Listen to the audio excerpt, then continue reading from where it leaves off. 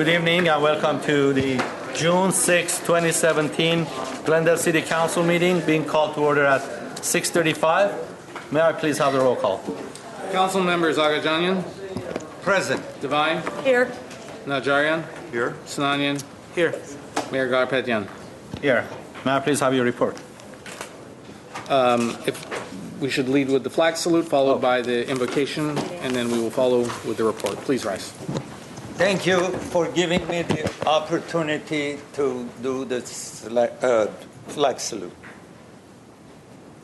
I pledge allegiance to the flag of the United States of America and to the republic for which it stands, one nation under God, indivisible, with liberty and justice for all. Thank you. Please remain standing for the invocation.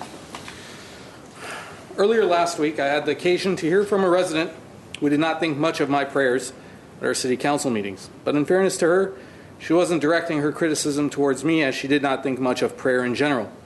So tonight I'll spare her my words and instead recite words that are 72 years old today. It's a bit long, but I ask you to bear with me. Soldiers, sailors, and airmen of the Allied Expeditionary Force, you're about to embark upon a great crusade towards which we have striven these many months. The eyes of the world are upon you. The hopes and prayers of liberty-loving people everywhere march with you.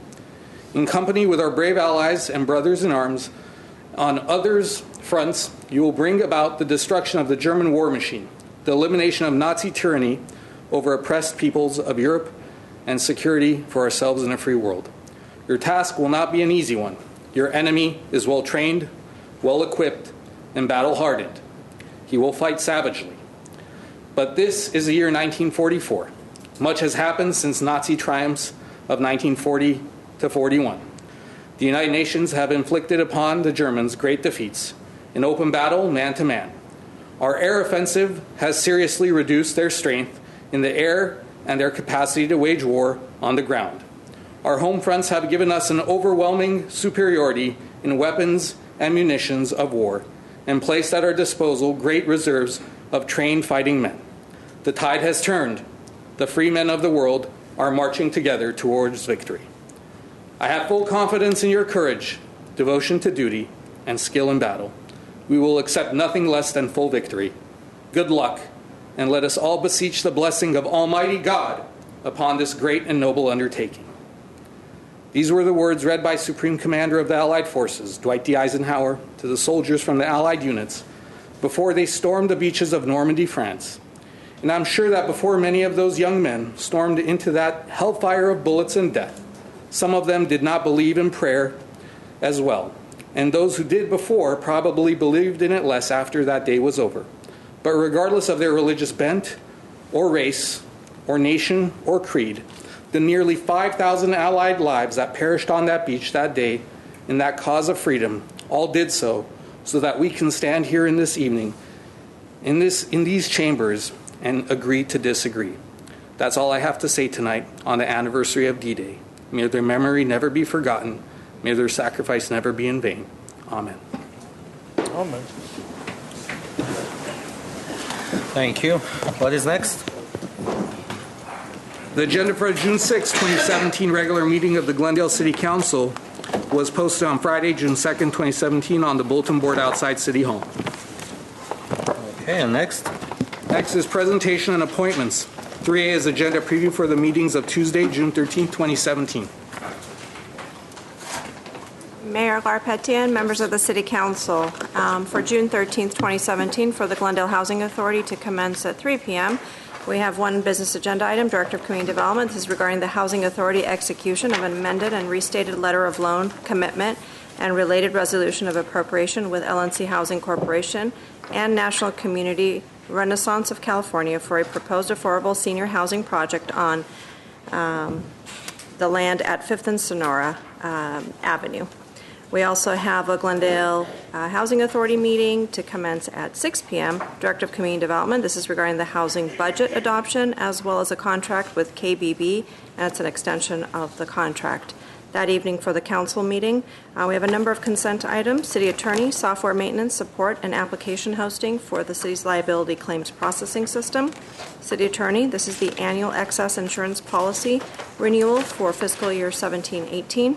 General Manager of Glendale Water and Power, this is an amendment number 2 with Dominion Voltage. This is for the Conservation Voltage Reduction Program. General Manager of Glendale Water and Power, bid proposals received for Glendale Water and Power, spec number 3630, and this is in relation to slope and site repairs at various water facilities. General Manager of Glendale Water and Power, this is regarding a master services agreement with Endpoint Technologies. Chief Information Officer, this is a purchase of annual software maintenance and support with Oracle America, Inc. for the city's database system. For action items, we have a number of action items. Police Chief, this is a recommendation to authorize the purchasing manager to enter into agreements with Aardvark Corporation, and this is to purchase 28 Project 7 lightweight advanced operator packages. General Manager of Glendale Water and Power, this is an award of contract for the sale for the Power Island Major Equipment and Services. General Manager of Glendale Water and Power, this is for our crane rental and rigging services. This is an award of contract.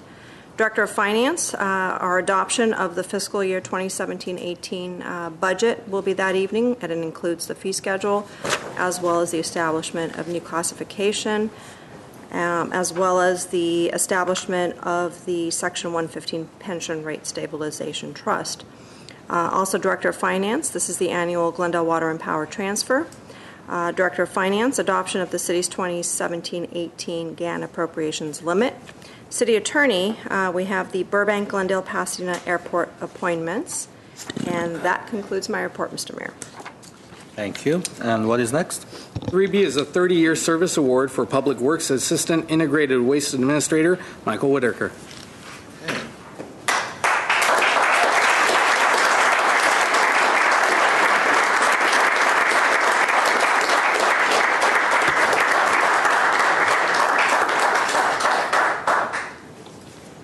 Good evening, Mr. Mayor, members of City Council. It is my pleasure to present to you Mike Whitaker for his 30-year service award. A little bit about Mike I'm going to talk.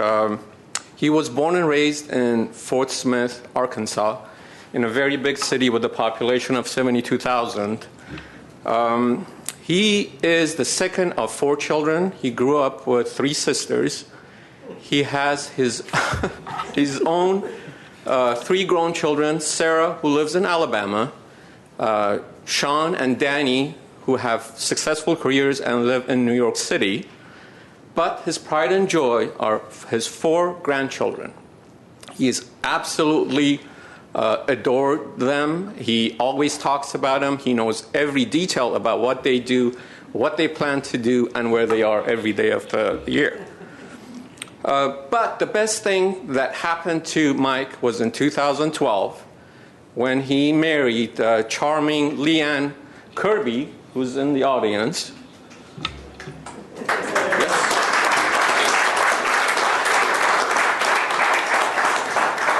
This was after they met at a 35-year high school reunion. Leanne is a professional registered landscape architect. She's had her firm in Orange County and a very successful practice. She and Mike purchased a 1932 Spanish Revival home in the Rossmont neighborhood and restored it. I believe half the neighborhood is here. As you can tell, Mike is well-liked in the neighborhood and the organization. Back to Mike. He has a bachelor's degree from Loyola University, New Orleans, and a master's degree from Woodbury University. Shortly after graduating from college, which he finished in 3 years, he started working for the city of Fort Worth, Texas, and then later on moved to the LA area. On April 27, 1987, that was his first day with the city of Glendale, he got lost on his way to work from home, from Sylmar, and then he was late to work. And that set the tone for the rest of his career with the city of Glendale. But obviously, of course, I'm kidding. Mike moved on to hold several key positions in the city, starting with he Human Resources Department. He spent 6 years there, 2 years in economic development. He was our first business assistance officer. Then 13 years as the Permit Services Administrator in Building and Safety Division, 5 years as the Public Works Administrator in Public Works, and most recently 5 years as the Assistant Integrated Waste Administrator in Public Works Integrated Waste Management Division. He's actively involved in the SWANA, a Solid Waste Association of North America, and the American Public Works Association. Has made several presentations, has had articles published in their magazines, and authored 3 chapters in the most recently published Public Works Institute textbook. He recently, as of last week, announced his retirement after 30 years of service. And with that, I want to congratulate you. Thank you on behalf of the men and women of Public Works. Some of them are here. And good luck for your future. Take care. Thank you.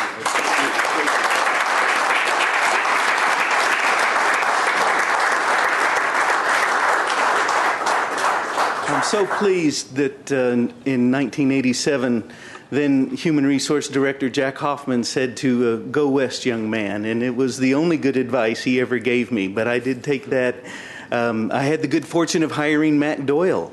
So there's a good legacy here to leave with you. 30 years. I can remember when I started, I used to occasionally eat lunch with 2 gentlemen who fought in the Battle of the Bulge. And on this, the anniversary of D-Day, to meet 2 gentlemen who survived in battalions that had 500% attrition rates. And I asked him one time, 500, how many people were in your group? He said, well, there were 500. Well, how many of you survived the war? He said, well, there were 2 of us. Everyone else got replaced 5 times. And I thought, let me buy you lunch, thanks. So it's a big world. There's a lot of people in it. I have met gentlemen like that, customers and residents that I've fallen in love with.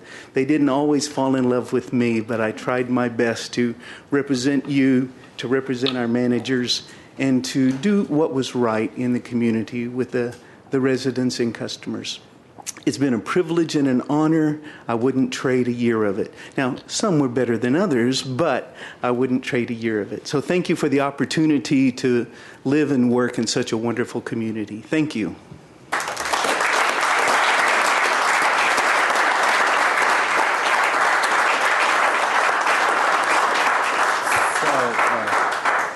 Don't go away, Mike. Now I've known Mike for a while now, but I never had too much interactions with him at the city level. When I was on design review board, never had interaction, or Parks and Recs or historic preservation. But when I went to Montrose Shopping Park's monthly meetings, Mike was there. And when people were upset and they were looking for things, they wanted some things, and there was some kind of a battle going on. Mike would walk in and everybody, okay, Mike is here. Everybody will calm down. It comes across from your personality. I want to thank you for your 30 years of service, and your people we are going to miss you. We're going to miss you, and we want to wish you in your future endeavors. And I'm sure Montrose Shopping Park Association people will miss you the most. I want to tell you that much. And I have a 30-year service award for you. It's presented to Michael Whitaker. This certificate is an expression of sincere appreciation of 30 years of loyal and faithful service. May the future bring you a full measure of those endowments which long service and devotion to duty and rich deserves. So with that, since this award was basically issued on April 27, when Mayor Devine was the mayor, I want to ask Mayor Devine to do the honor and present you with the award, and I will award you with the rest of the goodies that we have for you today.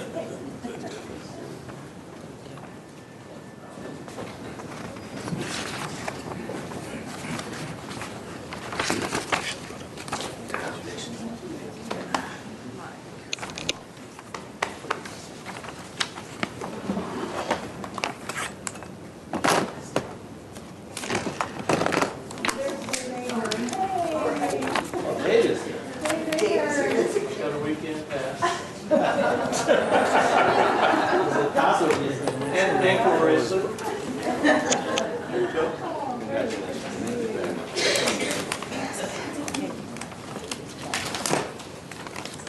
Thank you.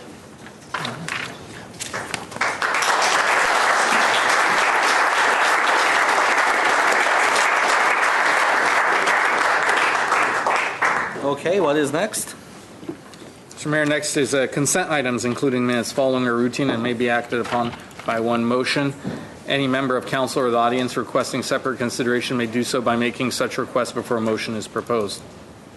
Are we okay with consent items? There is one item that will be pulled and moved to action, and that is item D. Yes, that's right. Okay. I'll make the balance of the consent calendar. Second? Roll call, please. Council members Agajanian, Yes. Devine, Yes. Najarian, Yes. Sinanian, Yes. Mayor Garpetian. Yes. What's next, please? Item 4D is Glendale, General Manager of Glendale Water and Power regarding annual authority for the purchase or sale of energy services. D1 is a resolution authorizing to enter into contracts for a term not to exceed 5 years in duration and dispensing with competitive bidding. Okay. Sir, Would you like to pull this item? I'm sorry. we actually did, because it's a dispense with competitive bid. We need to do it. Our apologies. It should be under action items. So if you want to pick that up under action items in normal course, Mr. Zern's not going anywhere, or if you want to do it now. No, we can do it now because we pulled it already, so we can finish with our consent items. Then with that, I will just say by introduction, this is the authority that you grant your energy traders to procure any number of resources by way of natural gas or energy or transmission to power all of GWP's customers.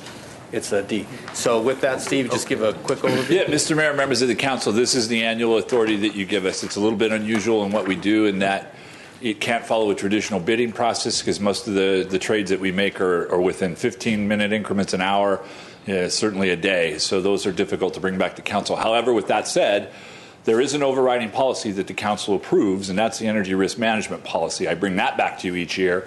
That sets the parameters, it sets the credit limits, it sets the hierarchy of who can make trades and what limits they have, it sets the risk threshold for that. And I'll be back to you with that. Usually we do that last meeting in July, first meeting in August. So this is just the annual authority to dispense with a competitive bid so we can trade. I'd be happy to answer any questions. Any questions? I'll move the item. Second? Roll call, please. Council members Agajanian, Yes. Devine, Yes. Najarian, Yes. Sinanian, Yes. Mayor Garpetian. Yes. Next item, please. Next item on the agenda is City Council and staff comments. Comments? Who's going to go first? You want me to go first? I'll go first. If you like. Okay, all right. I just wanted to mention a couple of things. This week we had, in case you didn't watch Housing Authority this afternoon, we had the pleasure of ribbon cutting of the ACE 121, the affordable housing, and today we did the Lemley Lofts. We had the ribbon cutting for the Lemley Lofts, and that was kind of a joyous occasion. The Lemley Theater and the Panda Inn will be coming soon, so they're great additions to our arts and entertainment district. Let's see. I have a couple of questions for staff. I've gotten an email concerning the alleyway by the Chess Park, and it seems that because of all of that construction, it's a mess, and and I'm thinking that perhaps we can go in. City can send a crew in there and try to clean up that area because it seems to be a well-traveled. A lot of people are walking through there, and I think it behooves us to keep it neat and clean. Yes, ma'am. Thank you. Second request, this one comes from Montrose Shopping Park Association, and it concerns lighting at the crosswalks in Montrose. And what I was thinking is that maybe you could contact Andre. He says that sometimes at night, the crosswalks are a little dangerous because we don't have any flashing lights or they're not well lit. And so just kind of maybe make contact and look into that. Okay, thank you. I also, if you'll bear with me, I attended the SCAG meeting for Energy and Environment Committee Thursday. Thursday morning. And one of the topics was, and I'm mentioning this because of water conservation and how we've lifted all of the regulations. And we don't want people to think that, everything is okay and we have enough water, nothing's going to be done. There is a kind of a movement called Making Water Conservation a California Way of Life. And it's based on after the governor removed the emergency measures during the extreme drought, he's now issued an executive order to build on the success of those emergency measures. In other words, we've done so well. California did so well in conserving energy. We could, with what we saved, the millions of gallons that we saved, we could provide water for Montana or South Dakota or North Dakota, the whole state, for like a year. So that's how well all of you and the rest of the state did. So what the goal is to establish a long-term water conservation measure and improve planning for the future. The goal is for all of us, is twofold. Use water wisely and efficiently. And so this executive order, the report will come out hopefully in early 2018. So there will be rules and regulations in place at that time as soon as it becomes passed. So keep conservation going. Don't think that everything is solved. It is not. Please keep those conservation habits going. And also, and this is for Mr. Zern, at this SCAG meeting, it was mentioned that Burbank has charging stations on their telephone poles. And that's for easy access for everyone. And I'm wondering if our city has looked into anything like this, or if you have any comments on that moving forward in that direction. Actually, Mr. Mayor, members of the council, Councilmember Devine, the pole-mounted charging station was done by LADWP. So Burbank has placed a number of on-street parking charging stations, but they're the traditional ones. LA is experimenting with one that goes on the pole. It's quite unique. And interesting, but certainly something that we've asked for information on to see. The connection's very easy. You don't have to dig up the infrastructure, and that's what makes it attractive. It's also open to vandalism, but as anything on the street is as well. We are looking at a number of potential locations for on-street parking, so that is also something that or on-street EV charging, I should say. And we are working with especially the shopping park and the brand merchants to potentially locate charging stations there. So yes, we are. Excellent. Thank you. Thank you, Mr. Mayor. Okay. Anybody else? I don't know if it's the proper place to mention it. The neighbors around, Columbus and Maple and Columbus and Windsor, those two intersections, they say there is one side, there's two-way stop sign. And they complain that lots of accidents is happening there. They're asking maybe we want to add stop signs on the other side and prevent the accidents. I do not know how often that happens, but I just wanted to mention it. We'll look into it. Okay. Anyone else? Mr. Najarian. Thank you, Mr. Mayor. I want to remind everyone that this Sunday, June 11th, starting at 9 a.m. till I believe it's 4 p.m., the City of Glendale will be hosting, in conjunction with the Atwater Village community, the Glendale Meets LA Ciclavia. Now, if you don't know what that is, it's called an open streets event where the traffic is stopped and the roadways are totally open to pedestrians, bicyclists, skateboarders, skaters, baby buggies, unicycles, whatever you want to do. So it's going to start right around the Alex Theater. It's going to continue down Brand, jog over to Central, and Central will flow all the way into Atwater for about a 3.5-mile course. Everyone is welcome. It's free. There'll be plenty of booths, and restaurants will be spilling out into the street.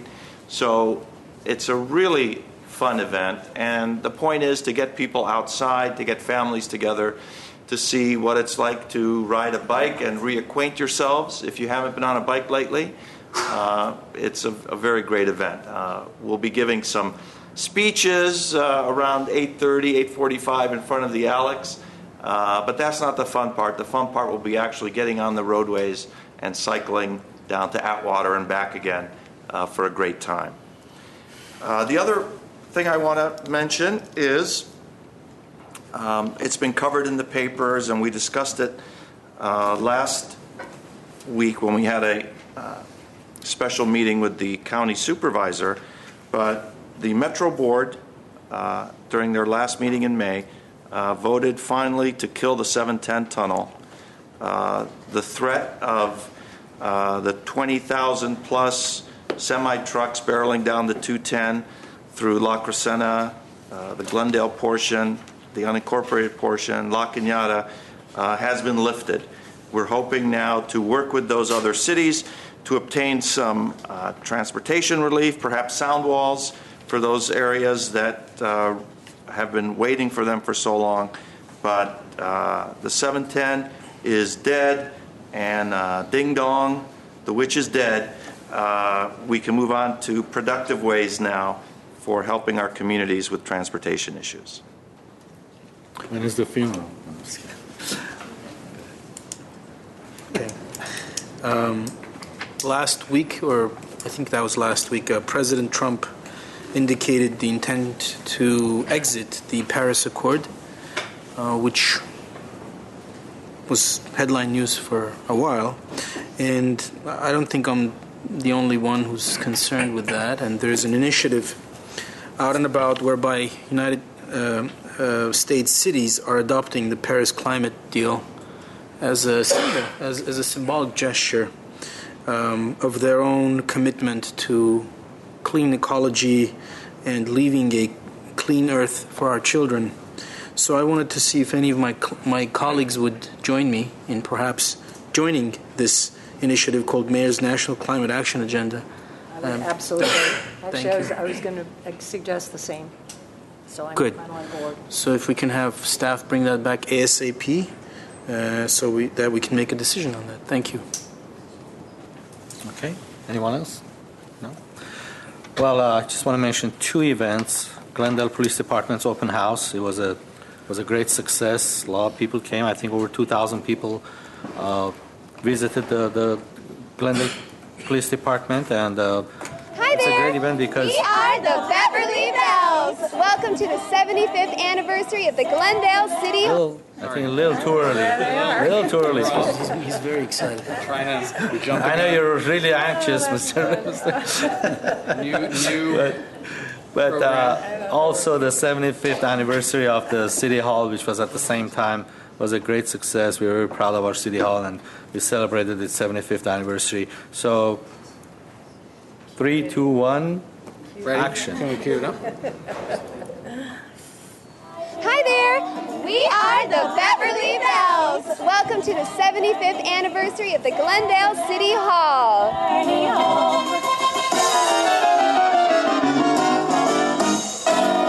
Gonna take a sentimental journey. Gonna set my heart at ease. Gonna take a sentimental journey to renew all memories. Got my bag, I got my reservation. Spend each time I could afford. Like a child in wild anticipation. Don't forget that all aboard. 7, that's the time we leave at 7. I'll be waiting up for heaven. Counting every mile of railroad track that takes me back. Never thought my heart could be so yearning. Why did I decide to roam? Gotta take a sentimental journey. Sentimental journey home. Sentimental journey home. Sentimental journey home.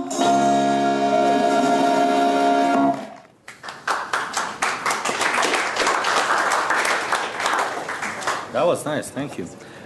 So, what is next, Mr. Can I comment on that? Yes, go ahead, sir.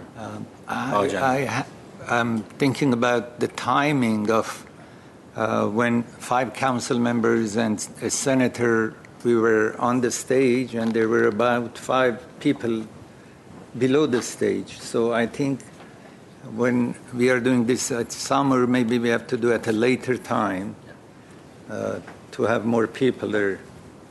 You know, the police open house was very successful, in my opinion, or we could do it the other side, where there were more people to go on the stage. I thought we have to arrange it at a better time in the afternoon when it's not that hot and people will participate more. Thank you. Sure. Thank you, Mr. Ajana. And also, with my colleagues' permission, I would like to adjourn tonight's meeting in the memory of Billy Kyle Holderness. I will read his bio at the end of the meeting. So, what is next, please? Next is a community event announcement portion. This is reserved for 3-minute community event announcements. Okay, I have Meline Amazaspian. I'm sorry if I'm mispronouncing your last name. Amazaspian. Good evening, Mayor Garpetian, council members, and city staff. My name is Melina Amazaspian, Community Services Coordinator with the Community Services and Parks Department.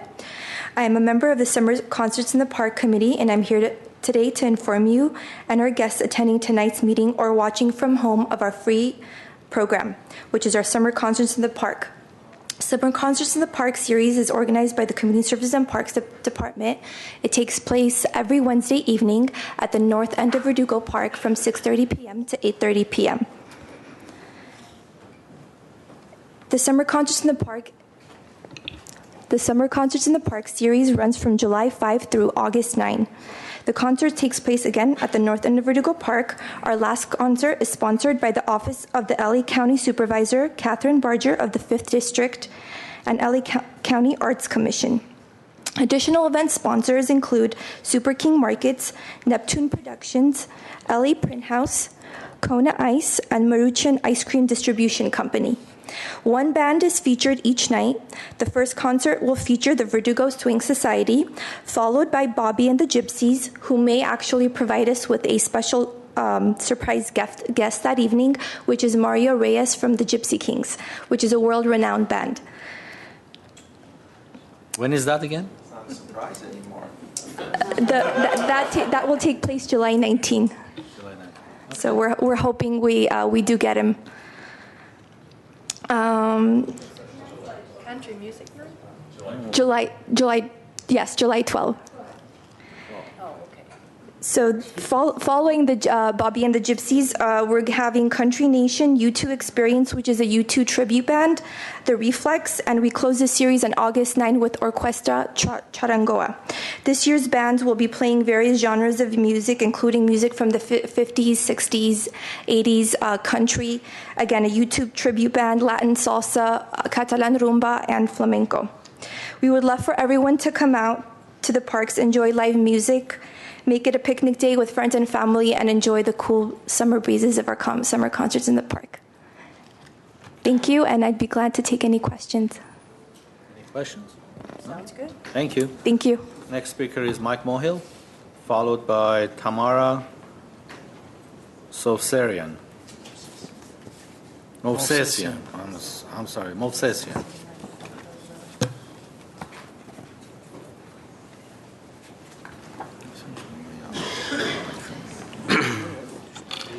Good evening, Mayor Vartan, council members, and the viewing audience. My name is Mike Mohill. Congratulations, Zahe and Vrej, for being our new council members, and Vartan being our new mayor. Tonight I want to talk about my friend, the passing of Harry Zavos. Dear friends and neighbors, it is with a heavy heart Professor Harry Zavos, the people's attorney, has passed away. Many Glendale residents have known Harry for his years of involvement in city affairs. Harry often would address the city council with respect and dignity from a legal perspective. On the eve of the 4th of July, 2013, Harry became one of the founding members of the Glendale Coalition for a Better Government. Through his leadership, the coalition successfully won two lawsuits against our city. The coalition is not anti-city. We all live here and want the best city possible. If the city needs more money to function, the coalition only asks the city to be responsible by cutting costs wherever possible and by asking the citizens to vote on justifiable taxes. My friend Harry was a progressive, and I am the fiscal conservative. But when it came to the financial issues of the city, we were always in agreement. Harry went into law in order to be a champion of justice.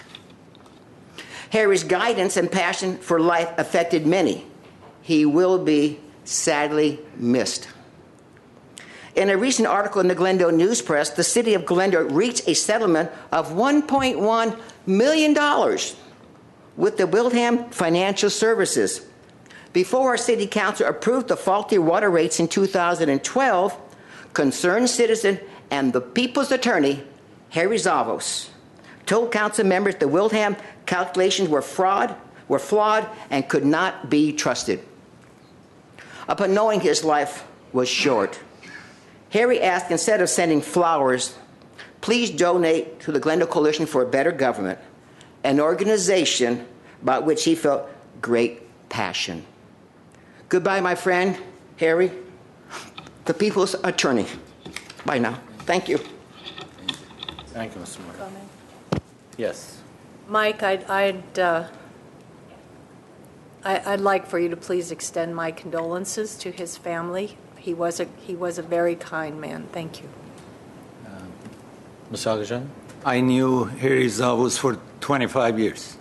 As it has been mentioned, whether you are liberal or conservative or any other ideology you had, he was one of the most honorable people or person that I knew who's residing in Glendale.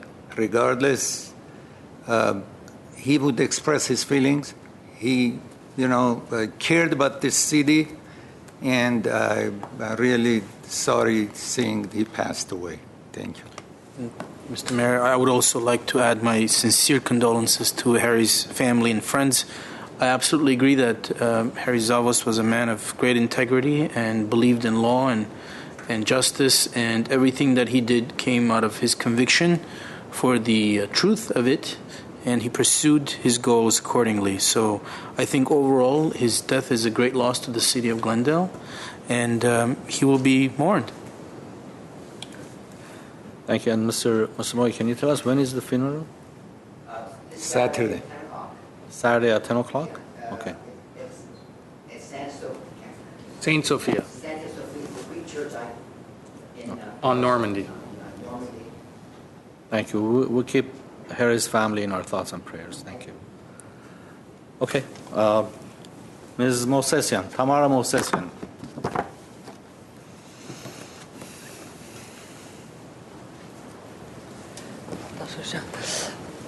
Բարի երեկո, հարցը դրան բա, որ ես էլի խոսում եմ Red Control-ի համար։ Դա եք այս նկարները ժամանակ չեմ կորցնի հասցները ասելու համար։ Սա 3 ապարտմենտի նկարներ է, որոնք անբարեկարգ են, ահա որ անբարեկարգ, բայց չնայած դրան տան տերերը բոլորը բարձրը բարձրացնում են։ Որովհետև Red Control չկա, ինչ ուզում են, էնել կարող են անել։ Նենց որ դուք անհապաղ պետք է աշխատեք նրա վրա, որ Red Control մտցնեք գոնե մինչև այս տարվա վերջը։ Դա իմ խնդրանքն է եւ ամբողջ Glendale-ի բնակիչների խնդրանքը։ Հաջորդ հարցը կան Արտաշեսյան ամբողջը, հա, եթե կարելի է, որ հետո գրանցվի կնայեք։ Հա, հետո կան տան տերը, չէ, մենեջերներ, որոնք կրիմինալ են, Բարից բույն իմաստով կրիմինալ էլեմենտներ են եւ աշխատում են մենեջեր։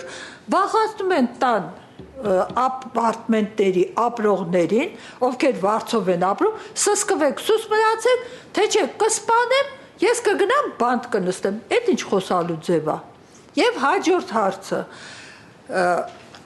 City-ի նախկին մենեջերի կնոջ մահվան հարցը։ Կարող է ինչ չի վերաբերվում, բայց շատ Glendale-ի բնակիչների հուզում է այդ հարցը։ Եթե Glendale City-ի թիմը չի կարողանում իրեն ուժերով այդ հարցը լուծի, սպանություն է, թե դժբախտ պատահարը, ես իմ կողմից առաջարկում եմ խնդրեք Bones ֆիլմի կոնսուլտանտին, նա հավանաբար ձեզ կօգնի այդ հարցերը ճշտելու։ Bones ֆիլմը չգիտեմ նայում եք թե չէ, հիմա կրկնում են, կարծեմ շաբաթ օրերը 4-ից 6-ը կամ կիրակի օրերը 4-ից 6-ը, ես հիմա չեմ նայում, բայց կրկնում են, նայեք, տեսեք, որ տարիներ շարունակ դեպքերը վեր են լուծում։ Այսքան բան։ Ես ավելի շուտ վերջացրեցի, քան 3 րոպե։ Thank you.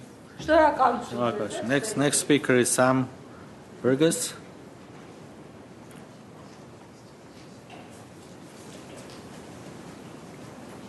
Followed by Maria Gatella.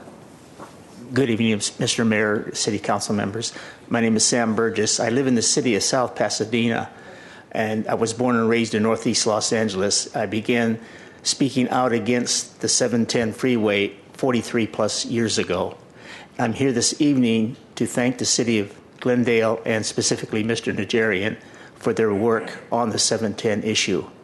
When the group of us first began speaking out against the freeway in Northeast Los Angeles, we received a lot of negative adjectives directed at us, just as Mr. Najarian did while he was on the Metro Board for many years. He was all alone. Over the many years, once I moved into South Pasadena, the city of Alhambra always dictated the course of the discussion, and it was always in their favor. It wasn't until 6 or 7 years ago when the No 710 Action Committee was formed, which is a group of people that I usually describe as some being proud members of the Tea Party and others being proud members of the socialist movement. But we formed and we began speaking out as one. And then that was followed by the 5-city coalition, of which Glendale became a very active member. And that changed the course of the direction. And with that, in the last few years, it changed the entire viewpoint of the 710 freeway. And as Mr. Najarian said earlier, it was stopped recently only because of the activity of a lot of people and this city council. And I would like to thank you very much. Mr. Najarian, thank you. And good night. Thanks for being here. Maria Gatella. Good evening. I'm Maria Gatilla from Glendale. I'm representing a coalition of seniors who can no longer afford to pay their rent due to excessive annual rent increase. We have 1,000 signatures and are continuing to gather more, begging for a moratorium to end on excessive rent increase. Please consider rent control measures, especially for the Glendale senior citizens, to be placed in the November 2017 ballots. And please tell us how we go about it. Thank you. Okay, thank you. What is next? Next is on the agenda, item 8A is Director of Community Development regarding Glendale bus stop maintenance. 8A1 is a motion authorizing to execute an agreement with Shelter Clean Services, Inc. in an amount not to exceed $569,015 for a base term of 5 years with an option of 2 additional 5-year extensions. Before we get to that, just to respond to the question they had, how do we go about it? Is there a petition being circulated at this time that they're collecting signatures for rent control? For rent control, yes, sir. We are aware of a petition that has moved through City Attorney's Office. They are gathering signatures. I don't know the status of it at this point in time, though. Because we won't know until they bring all the signatures back and we verify the signatures that they have correct, collected. Sir. So there is a petition out right now. They're collecting signatures, so that's the way to go about this. Thank you. Okay, let's continue, please.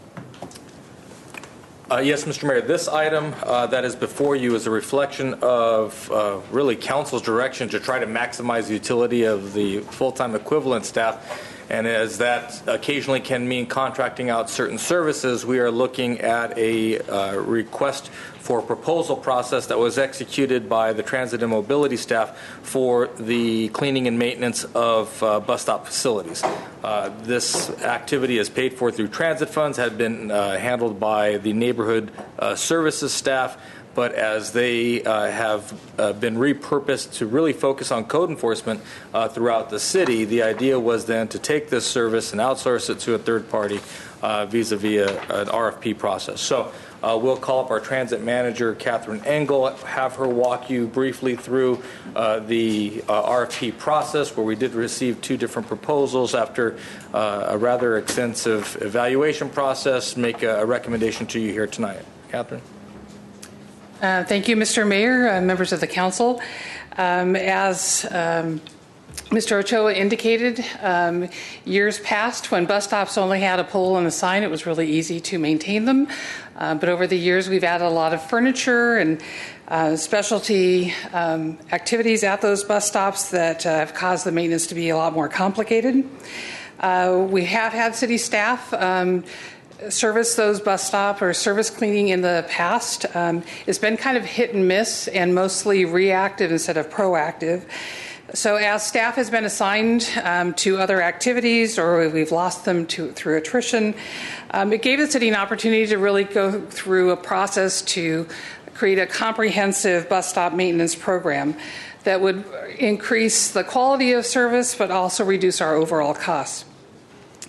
The award that we're recommending tonight would be a comprehensive program that would deal with both the cleaning of the stops, the safety of the furniture and the amenities that we've placed at the stops, and maintaining those stops so everything's in working condition. So this should improve both the customer service for those folks that are riding transit, but it's also going to have a positive impact on those neighboring uses, the adjoining businesses and residences that will benefit from having a cleaner, properly operating bus stop. The request for proposals was issued in March to 7 companies. Some of those companies have done bus stop services as we have requested, but we tried to reach out to other companies that do cleaning services and not necessarily bus stop services to see if there's an opportunity for them to expand their offerings to include comprehensive bus stop maintenance. We also put the request for proposals on eBid board, which is a public works electronic notification system to try and make sure the word was out there. In May, we received 2 proposals. The staff vetted those proposals and determined that Shelter Clean Services Incorporated was the most responsive and responsible proposer. And that was based on their capacity to do the service, their extensive experience, and of course, the lowest cost. In addition to the routine cleaning services that people would associate with bus stop maintenance, Shelter Clean is a licensed California contractor, so they would be able to handle installation of new bus stop furnishings, and they would be able to repair or remove damaged furnishings from the bus stops. The proposed award allows for some flexibility. So if we have an increase in the number of bus stops or a decrease in the stops, or we change the furniture at the different stops, our contract is priced so that we can make those additions and subtractions during the term of the contract. As you see, we only had 2 bidders on this process. This is not unusual. The County of LA went out last year for the same types of services. They only received 1 bid for countywide services. So transit's kind of a niche specialty. There's not a lot of companies that focus on transit service provision. So as a result, staff's recommending a base contract of 5 years with options for 2 additional 5-year extensions.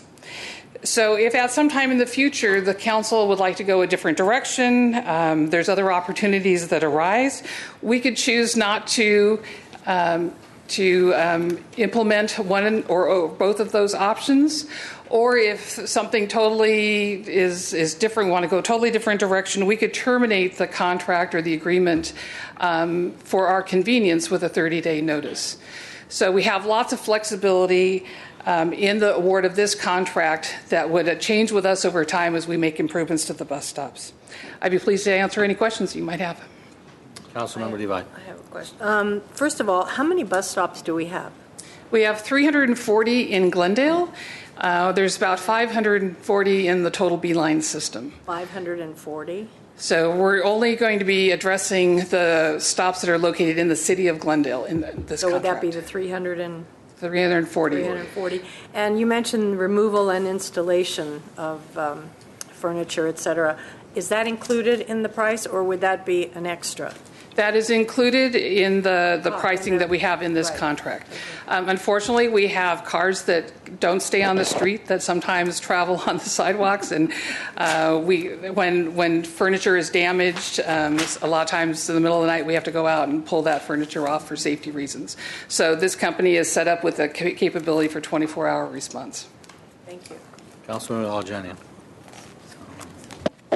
I have a question about on the page 4, the bottom of page 4, one sentence before the last paragraph. The estimated contract costs for the option years do not include any adjustment that may be required if there are changes to state minimum wage law observed by the city of Glendale. So let's assume, I don't know if you can answer now, but anyway, let's assume that it's $10 now. The next option which we have becomes $20. So how you will measure how much more you have to pay when you have a fixed amount of $569,000? So in the price proposals that are provided by the proposer, they break down the unit cost per service for a number of the items that we're requesting service for at those bus stops. And that is based on a wage scale that is current for today, based on today's California minimum wage.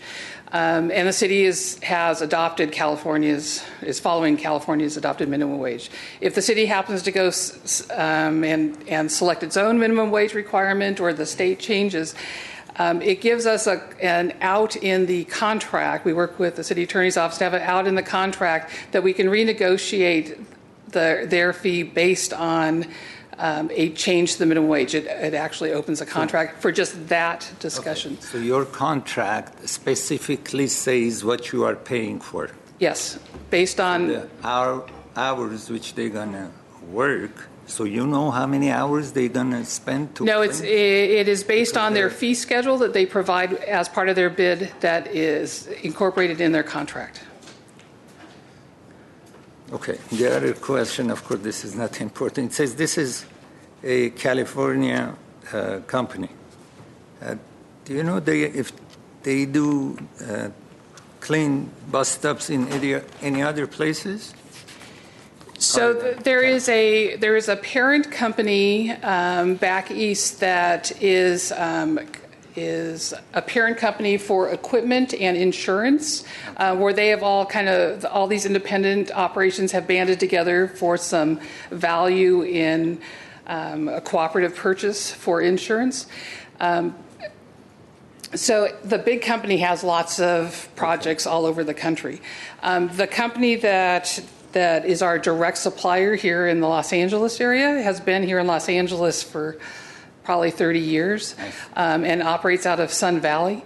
And they do service all over Southern California, from San Diego up to Ventura and Ojai. Sorry, the reason I asked, because the CEO and the operating officer, they're living in Valley Stream, New York, where I used to live 40 years ago. But so I was wondering how they are living there. So there is a parent company.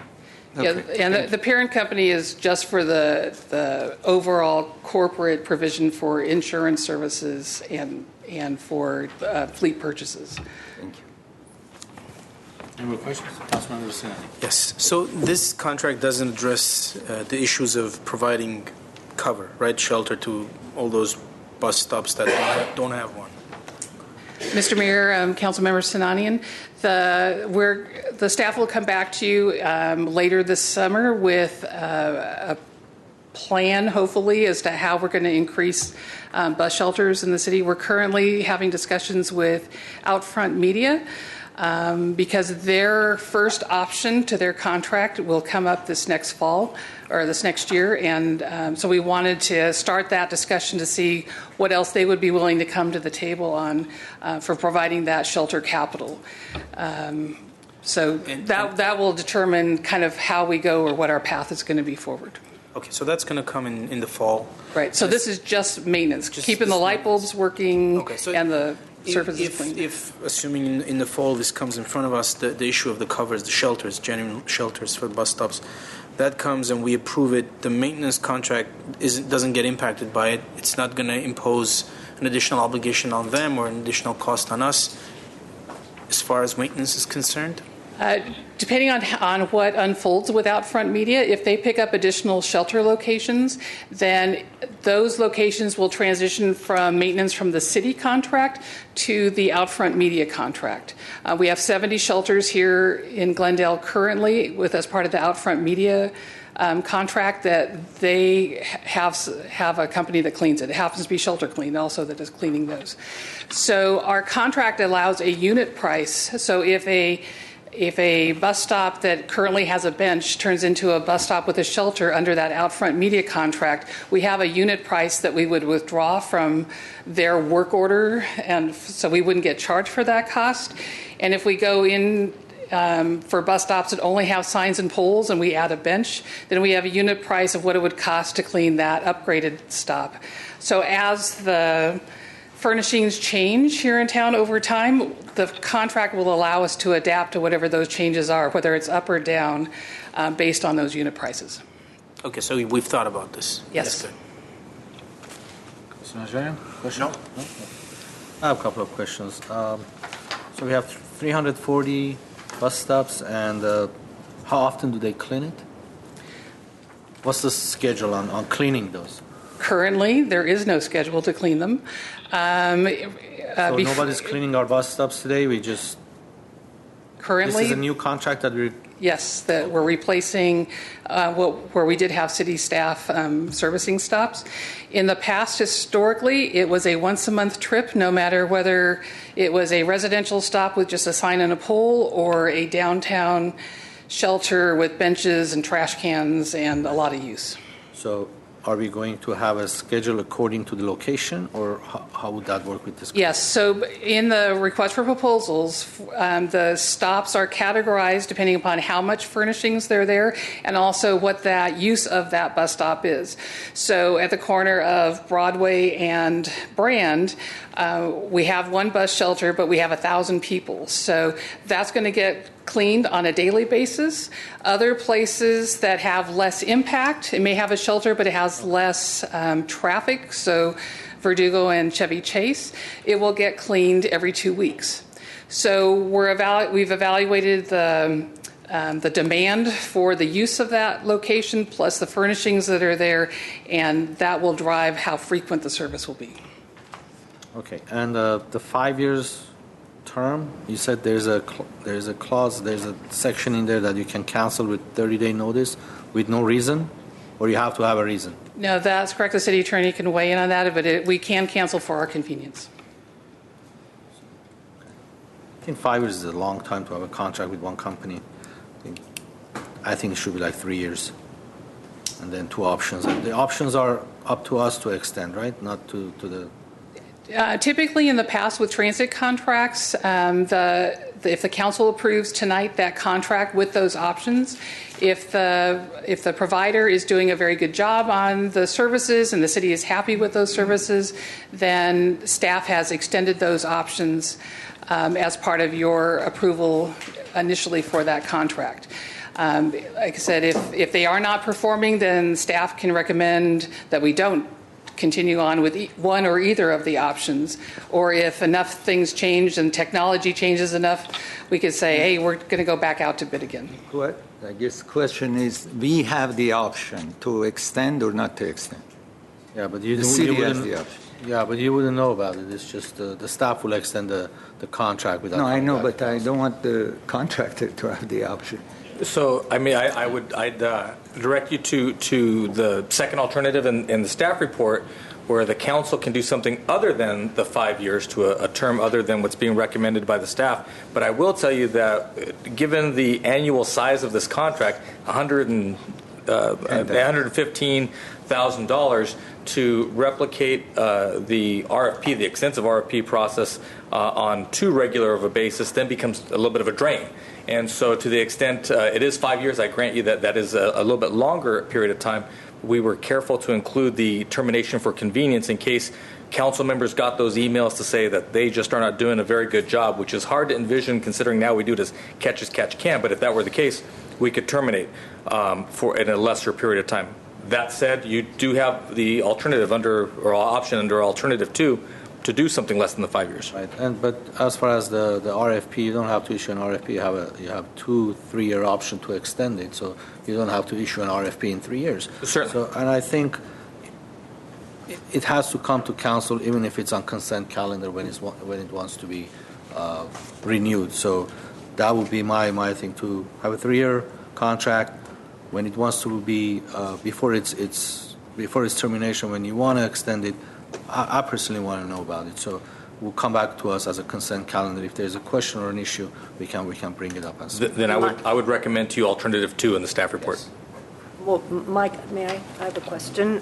If we do that, then that would negate that $111,000 fourth year with this company if we do the 3 years. So they could raise it to 120. Mr. Mayor, Councilmember Devine, anytime you go back out for a rebid, there is that option of cost increasing.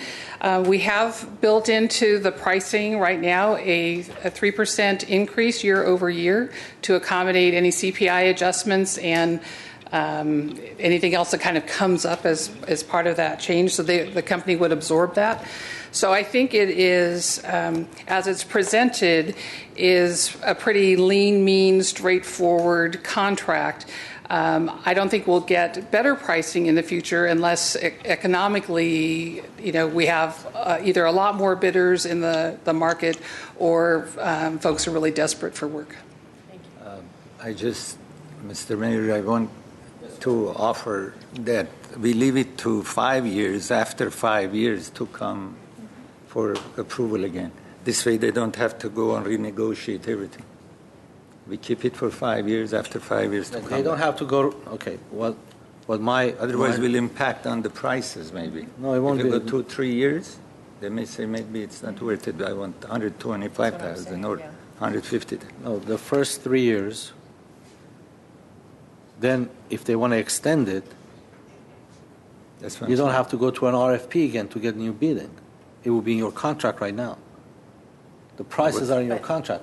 If I may, can I just also, Mr. Mayor, members of council, the council can also, in between sort of options 1 and 2, approve what staff is recommending, but have the second 5 year and the third 5 year terms come back to council for approval. Again, that way you don't have to go through that RFP process again, but at least those individual steps are coming back to you.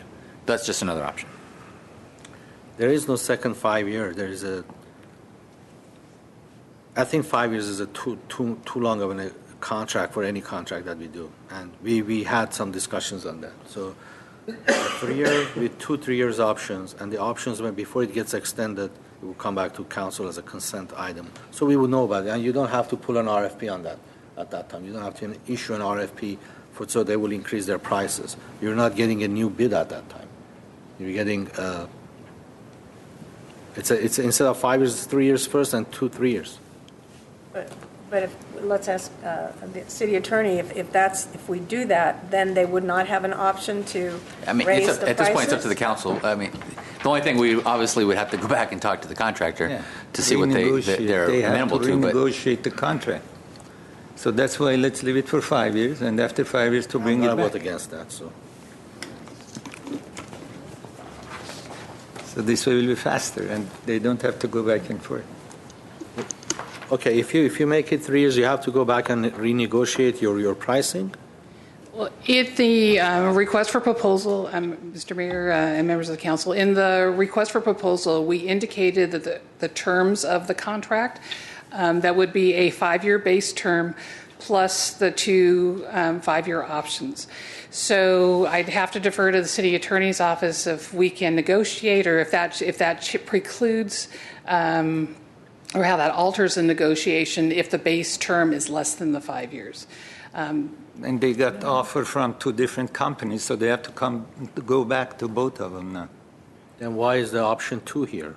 If council cannot make any changes to this, to what was... It was for 5 years. It was, if you're going to do, I think that the difference would be that if you're saying that year 4 and year 5 are now no longer part of the base contract, but they are in and of themselves an option, then I think that we probably would have to go back to the contractor and see if they would honor that pricing as an option versus a lock-in, as opposed to just saying it's a 3-year contract based on the pricing that is there in the 3-year contract.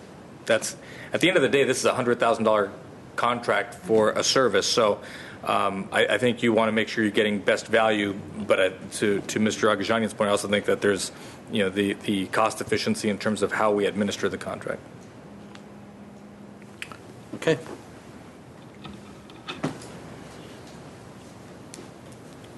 Well, so I'll make a motion for the item as stated.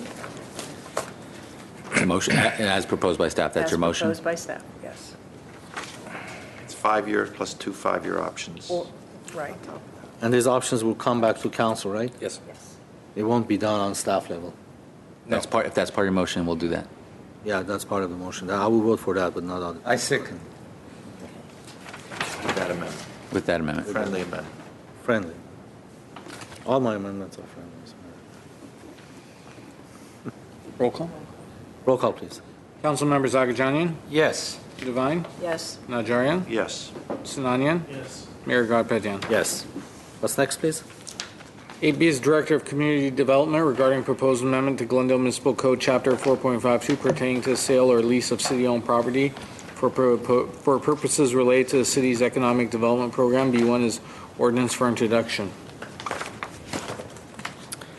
Sir. Yes, sir. Thank you, Mr. Mayor, members of the City Council. In the wake of the redevelopment, dissolution, and the creation of the economic development program within the city organization, we had envisioned the amendment of this code section by expressly referencing our economic development program so that the City Council, in cases where you wanted to act as an economic development operator, could indeed sell property and solidify the fact that you could lease on a long-term basis property for economic development purposes. Arguably, you can do that now on the lease, and although, again, the code today does not expressly reference economic development, but most assuredly, the sale of property for economic development purposes would not fall within the handful of exceptions to the competitive bidding process. Now,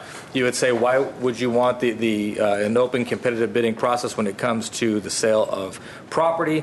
Well, in the context of economic development, if you have an extended or at least an exclusive negotiating program with a private developer, then you will have spent a good deal of time, anywhere from 6 to 18 to 24 months, negotiating terms, only to then take those terms and then have any number of third parties try to, or possibly try to, bid on that project or that program that don't necessarily coincide with what your vision for a project might ultimately be. So again, in the redevelopment context, you are free to negotiate the best deal for the best project that reflects the council's vision. But without redevelopment, we are trying to customize the city council's program and the city's codes to those goals.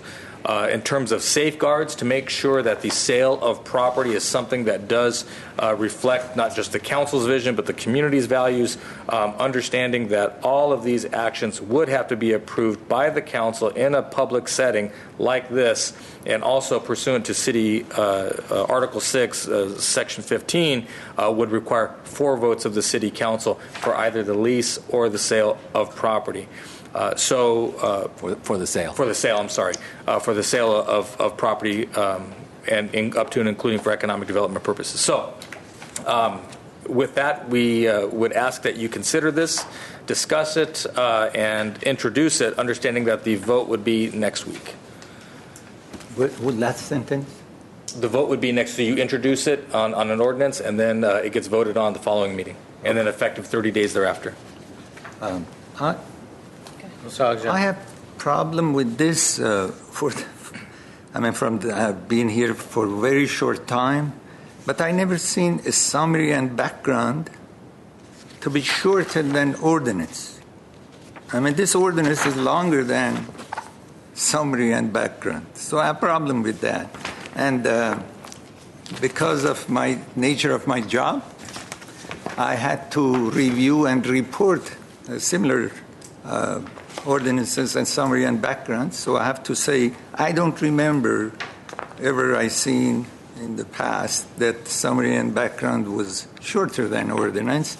So that bothers me. I think I need more time, as far as I'm concerned, to review this for maybe longer time and discuss with staff and city manager. So I'm not ready. I don't know, either today or next week. If we can have 2 weeks, I would feel more comfortable. That's me. So you need more time to read the ordinance and observe it before it comes back to vote? Right. Mr. Najari. I don't think you should sell yourself short, Mr. Agajanian. I know you're a very smart guy, and you really are catching on quick as a council member. But can we just summarize what this means? Previously, in the redevelopment days, the city could dispose of a piece of property, presumably for redevelopment and economic growth purposes, without having to put it out to an auction or a sealed bid. Correct.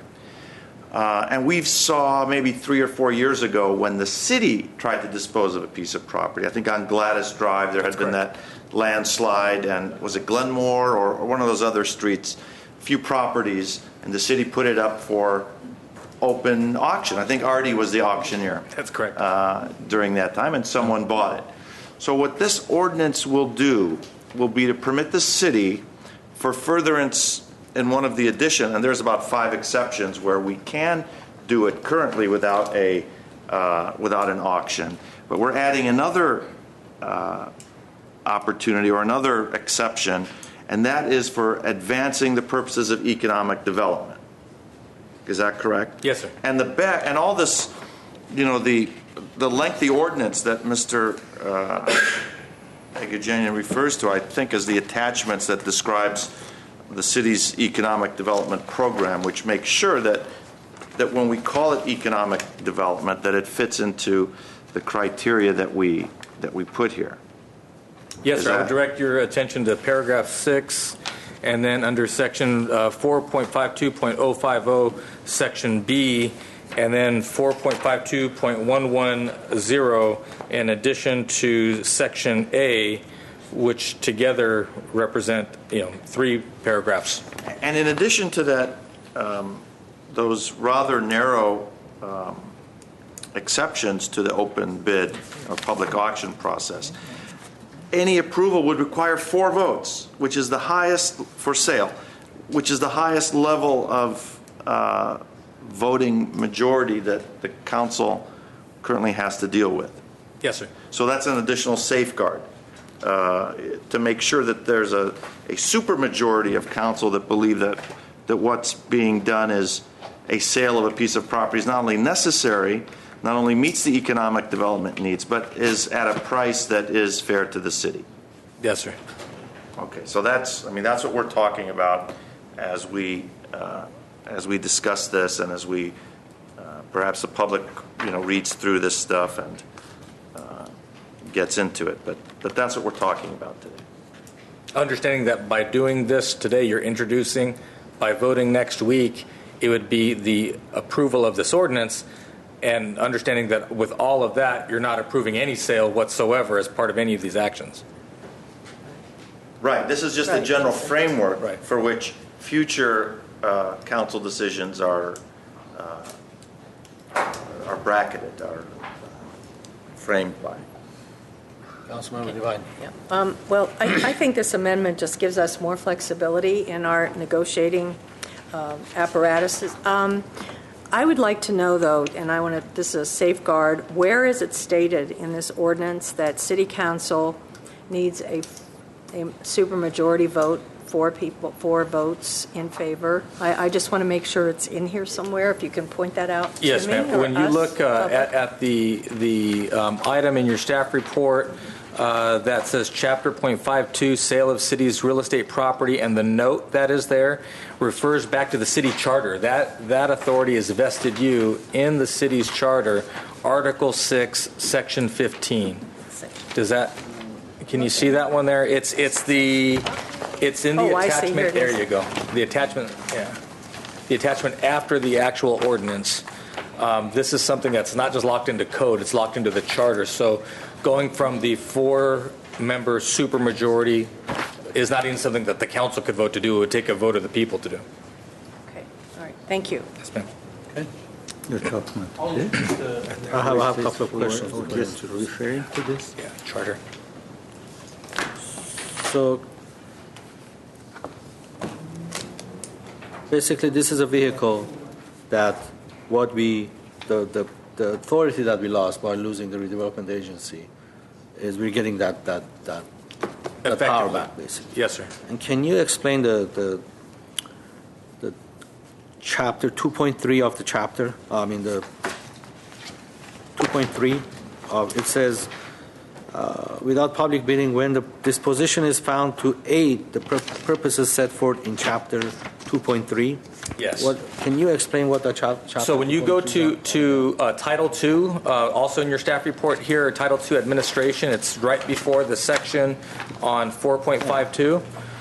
We have 2.3 is the Economic Development Program, which was adopted by the City Council in 2012 in the aftermath of the dissolution of redevelopment.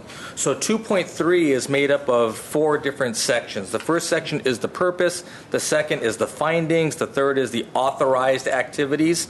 And you'll recall that was a rather significant debate among the council about what authority the City Council would have on a going forward basis vis-a-vis economic development. And one of the things that was left out, if I remember correctly, as I read through, was the condemnation authority that was allowed to you for economic development purposes, but that this City Council vowed not to include in the economic development program. So you'll see or not see that authority there in authorized activities, section 2.30.030, and then in the end, the general city attorney ease would be under severability 040. So those 4 sections, by reference, are 2.3, chapter 2.3 of the municipal code that endeavors to encapsulate all of the old redevelopment program, sans the condemnation authority, and if I remember correctly, even the ability to issue debt. I think the council held that out as well. All of those activities or those authorities enumerated here and are part of section 2.3.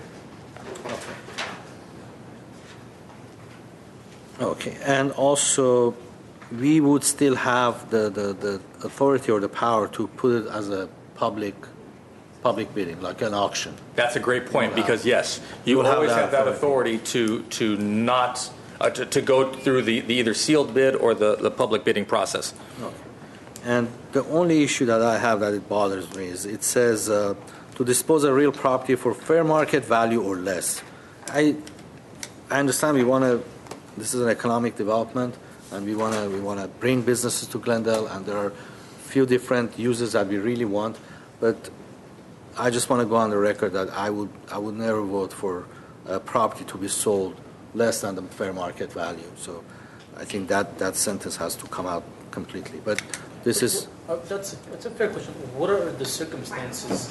What are the circumstances under which a property would possibly be sold for anything less than the fair market value? The Americana, let's say a developer who wants to come in and build a $500 million project, Right. but needs land. We gave $60 million worth of land. In order to make more money later on, Right, vis-a-vis at no property tax, charge. sales So tax. that's the You could see, if you were going to develop Site A up near the sports complex, and we wanted to bring an operator like Field of Dreams that would go and it's part public space and part community amenity, but there's still very much an economic aspect to it all. But maybe they can't pay fair market value because all they do is lease out fields, and yes, they do have concessions. In that case, if the council were so willing that you wanted to get the community benefit and even some of the economic benefit that comes along with having an operator like Field of Dreams, which absolutely does not pay for itself, it has to be subsidized by somebody. So sometimes it's hard, just economic development, where I'm going to spend a little bit of money up front by way of a write-down of land in order to get a lot more money on a going-forward basis by way of tax revenue, or it's for a community amenity that can't pay for itself, but that people really want. Yeah, but was the Americana deal a sell? Did we sell the property to them, or we just We sold pieces and we leased pieces, and then gave it to them? And it was at fair. I mean, that's what the code section refers to.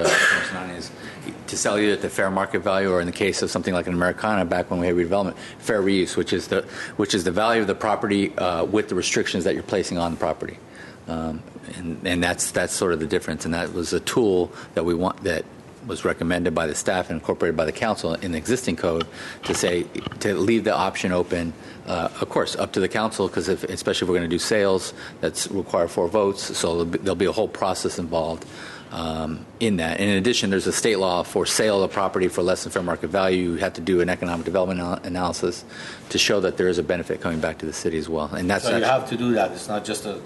And that's actually in the report. That's mentioned in the report as well.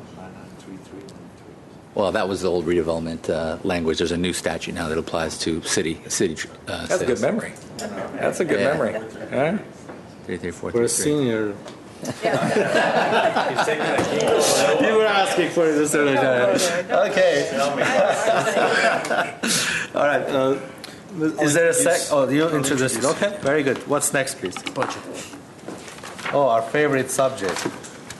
Next item under hearings 9A is Director of Finance regarding fiscal year 27-18 proposed citywide budget and fee schedule for City of Glendale. 9A1 is an introduction for ordinance of City Council of the City of Glendale, California, amending Title II of the Glendale Municipal Code 1995 by deleting Section 2.08130, amending Section 2.82.100 and 2.82120, and adding Chapter 2.34 pertaining to the creation of a Department of Innovation, Performance, and Audit.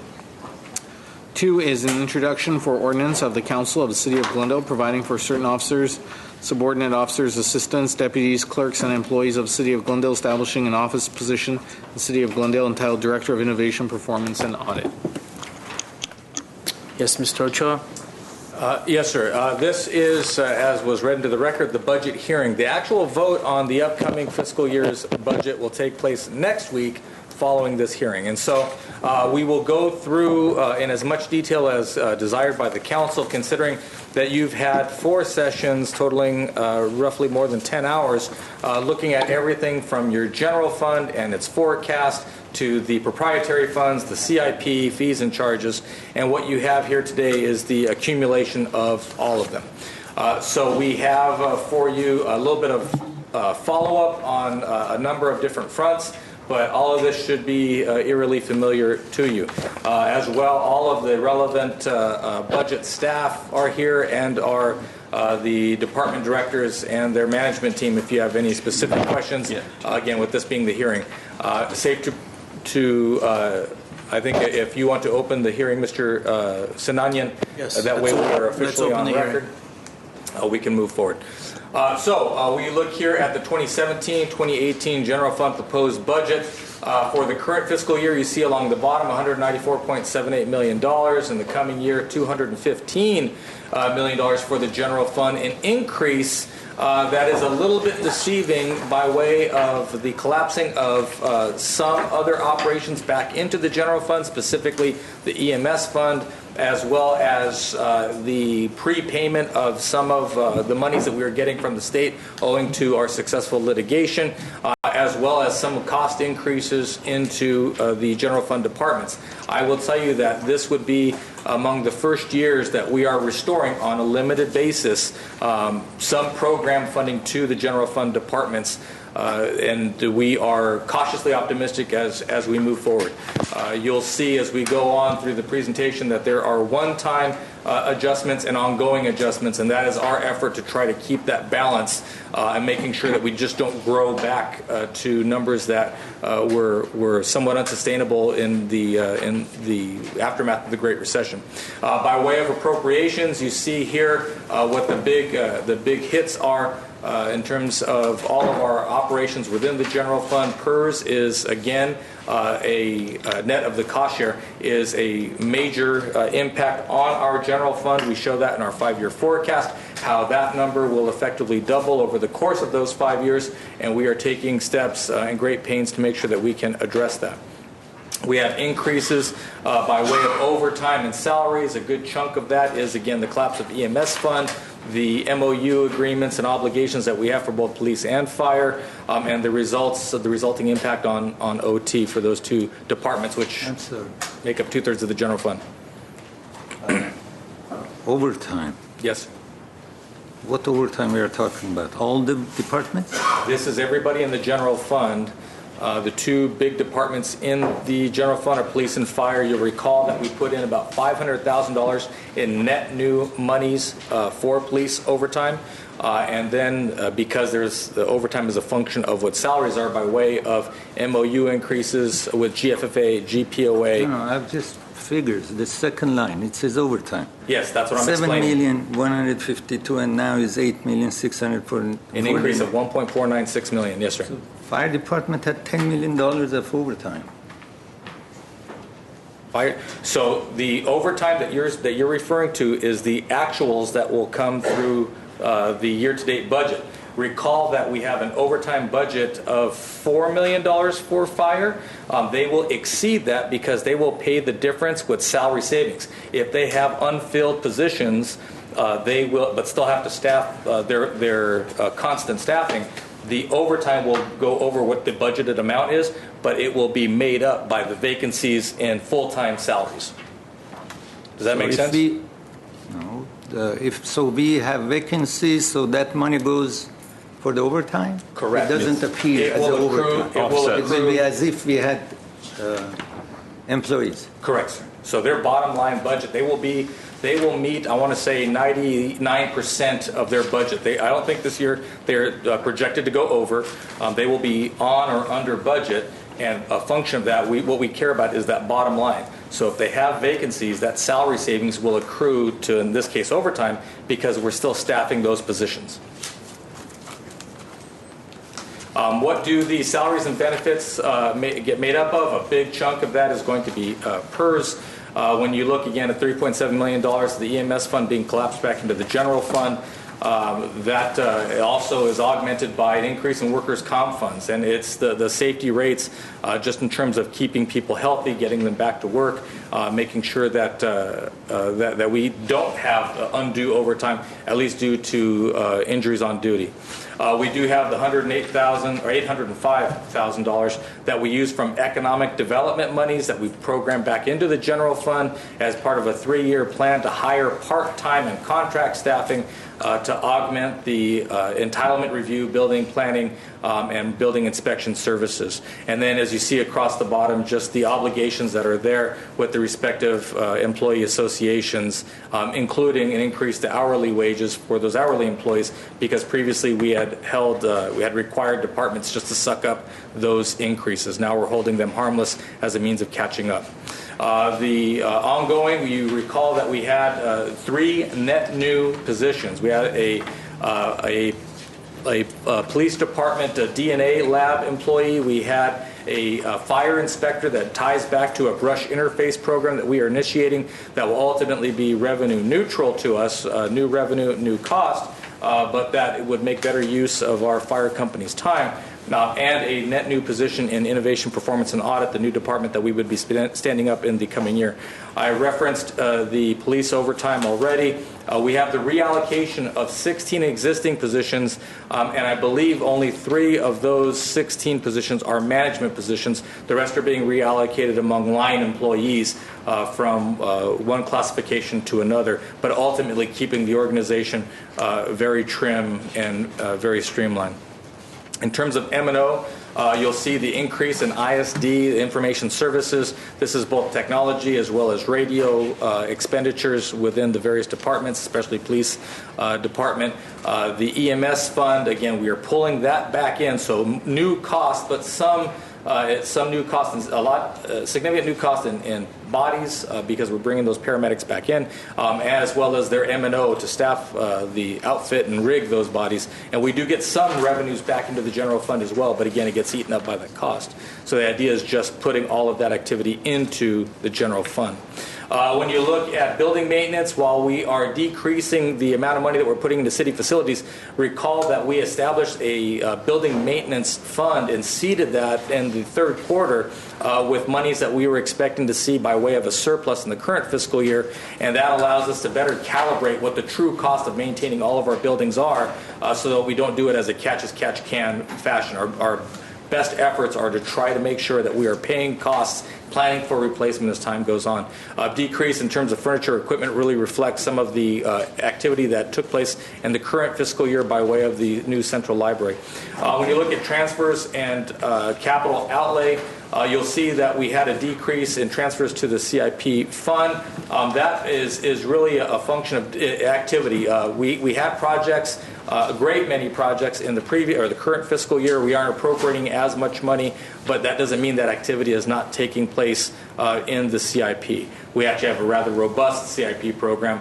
And keep in mind as well that we had monies, we had about $1 million previously that we were putting into the street fund to shore up our street resurfacing program. In the coming fiscal year, we are not doing that in anticipation of other revenues that will flow into street maintenance and take that burden off the general fund. So you see the decrease in activity there, although not in financial activity, not necessarily the decrease in the amount of work that Mr. Golanian's people will be doing in the coming fiscal year.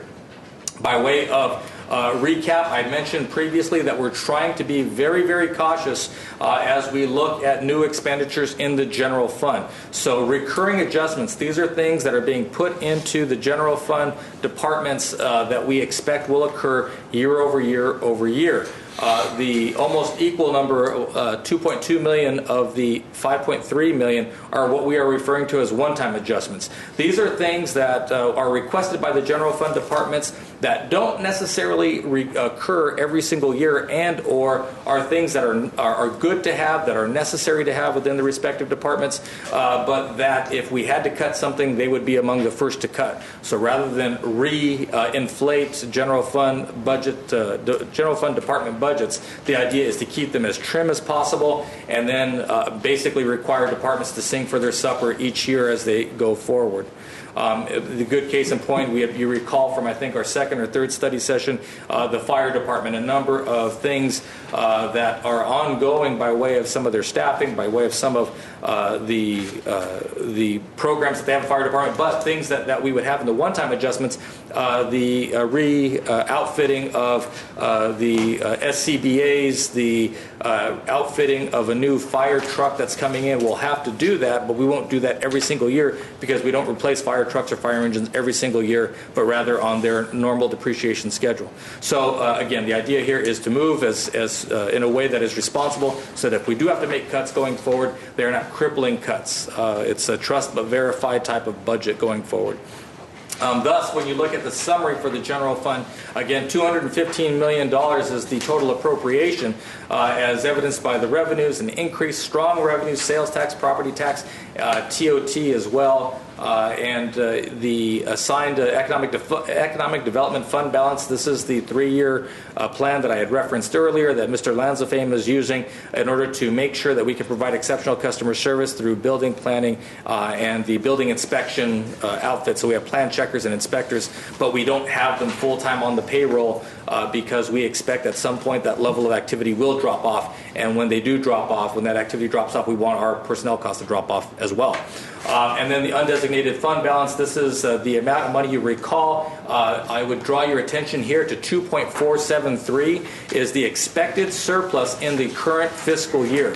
So yes, we are going to use $629,000 in the coming fiscal year, the 17-18 fiscal year of fund balance. But don't think that we are necessarily deficit spending because we are drawing a very significant surplus in the current fiscal year that we would just simply roll over. What you see along the right-hand side is what our and the unassigned charter reserve. This is our general fund reserve. Today, the city council's target, or the city council's accepted reserve level is 30%, target of 35%. And here you see we are at 41.5%. Recall that previously you had seen this number and it was 44%. That's because it was predicated on the 17 year, the previous fiscal year, and now as we look forward going into the coming fiscal year, the 7117 year. I'm sorry about that. Audrey is giving me the look. I'm getting it wrong. The base resets the number, and so same dollar amount, 80,824,000, but it's because the denominator is larger in the coming fiscal year. That percent drops down. So, yes, sir. So this potential deposit into Section 115 pension rate.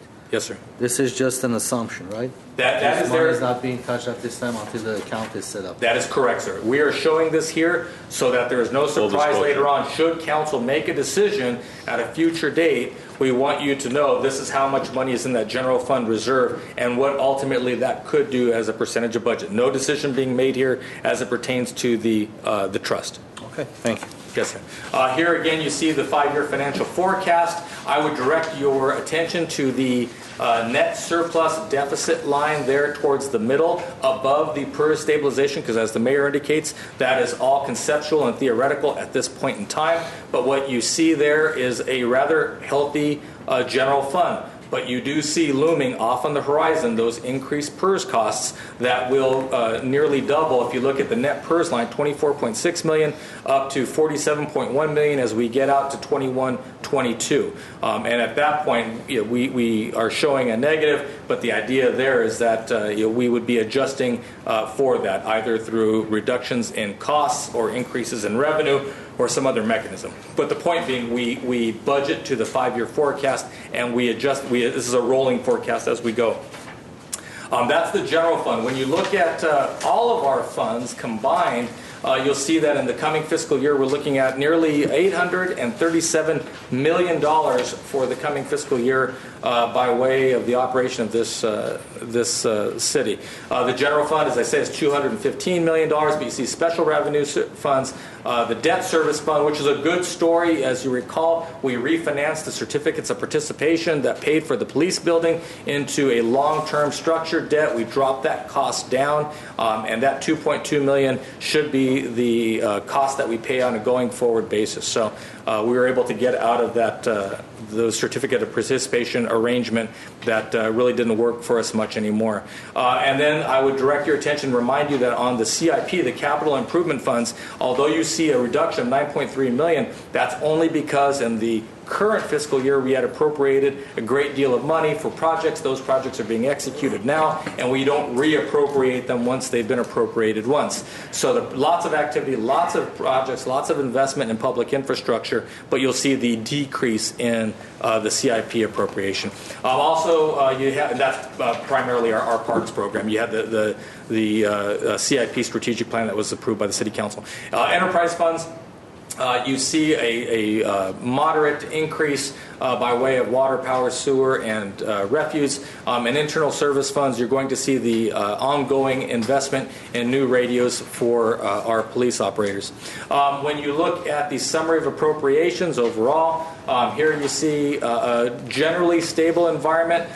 With fire, the increase is both a mix of some of those one-time expenditures. You'll see the increase, especially of bringing back the EMS fund into the fire operation, the fire department. It was in the EMS fund.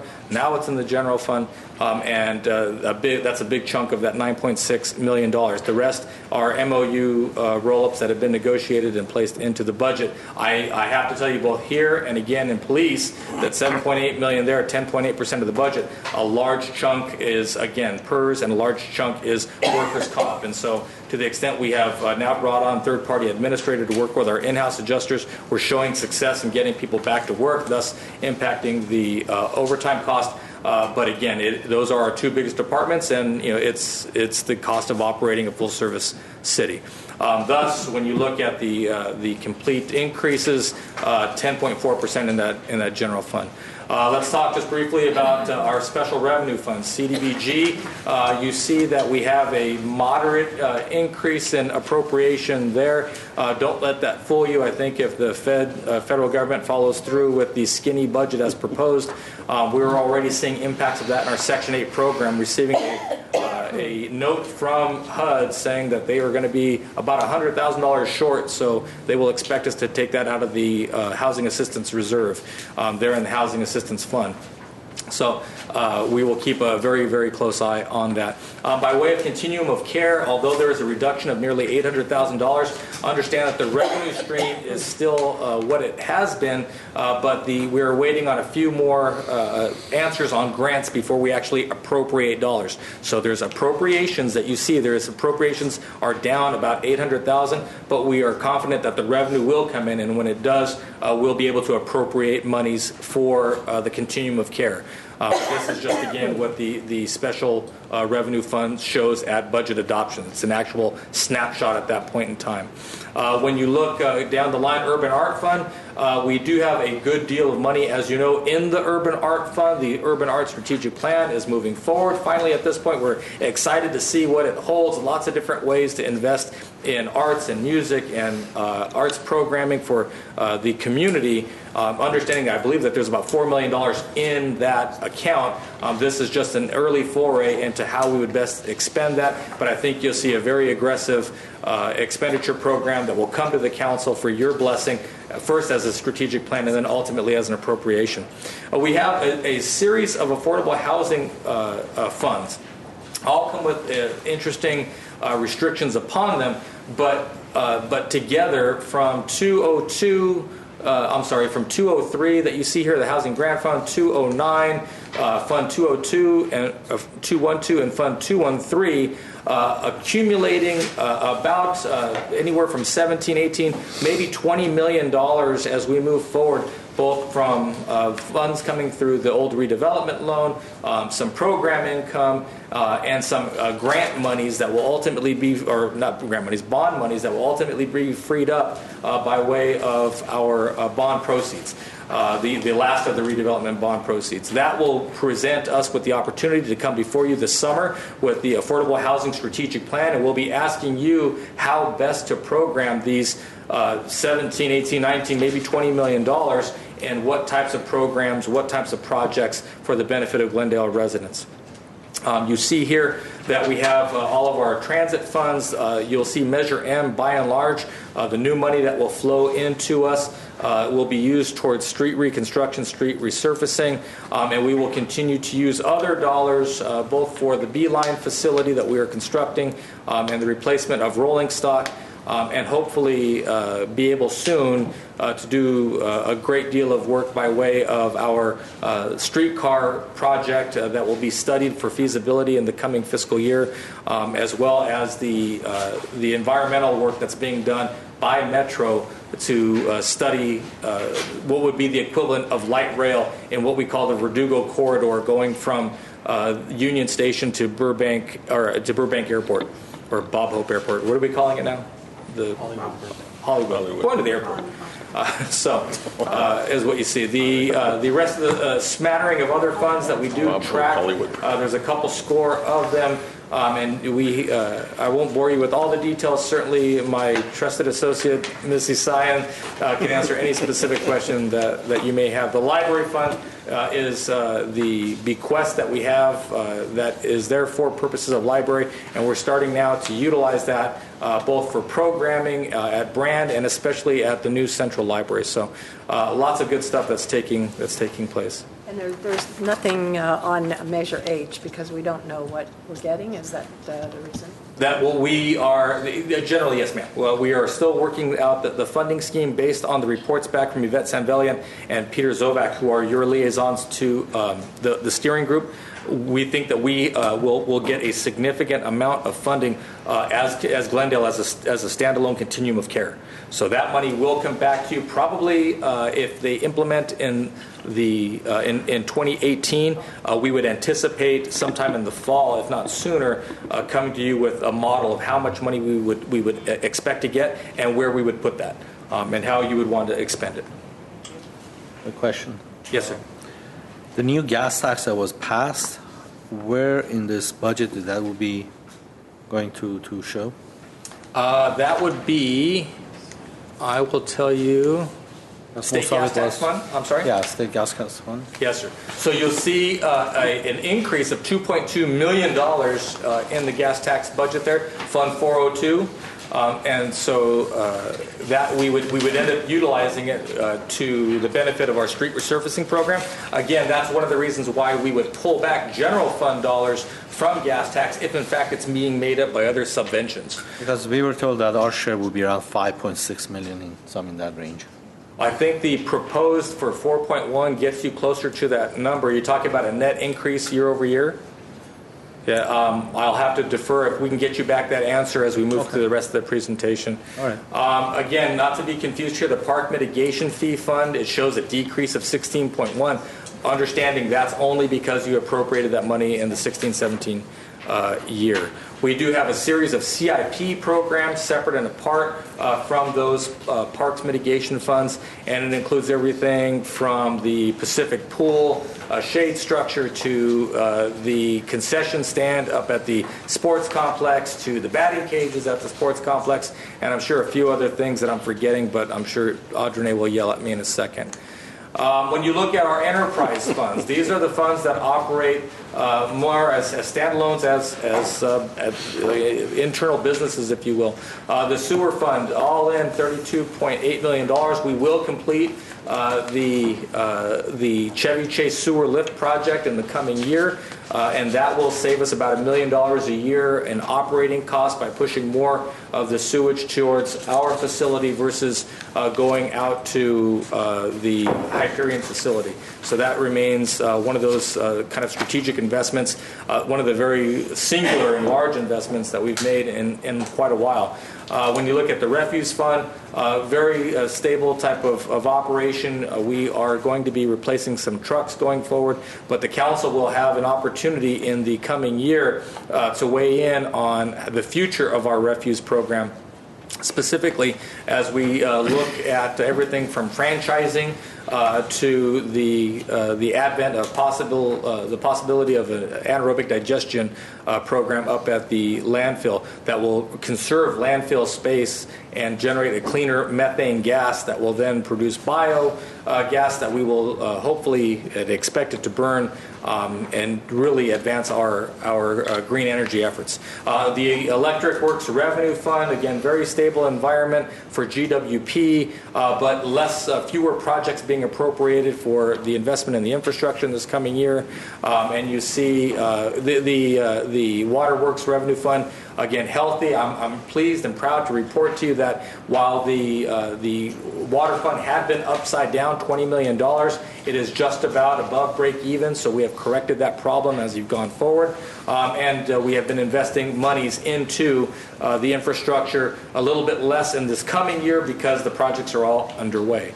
So, and then lastly, a rather significant investment in Verdugo Dispatch. You recall that Verdugo Dispatch is the dispatch that is owned by Glendale, Burbank, Pasadena, with many different subscribers across the San Gabriel Valley and Los Angeles.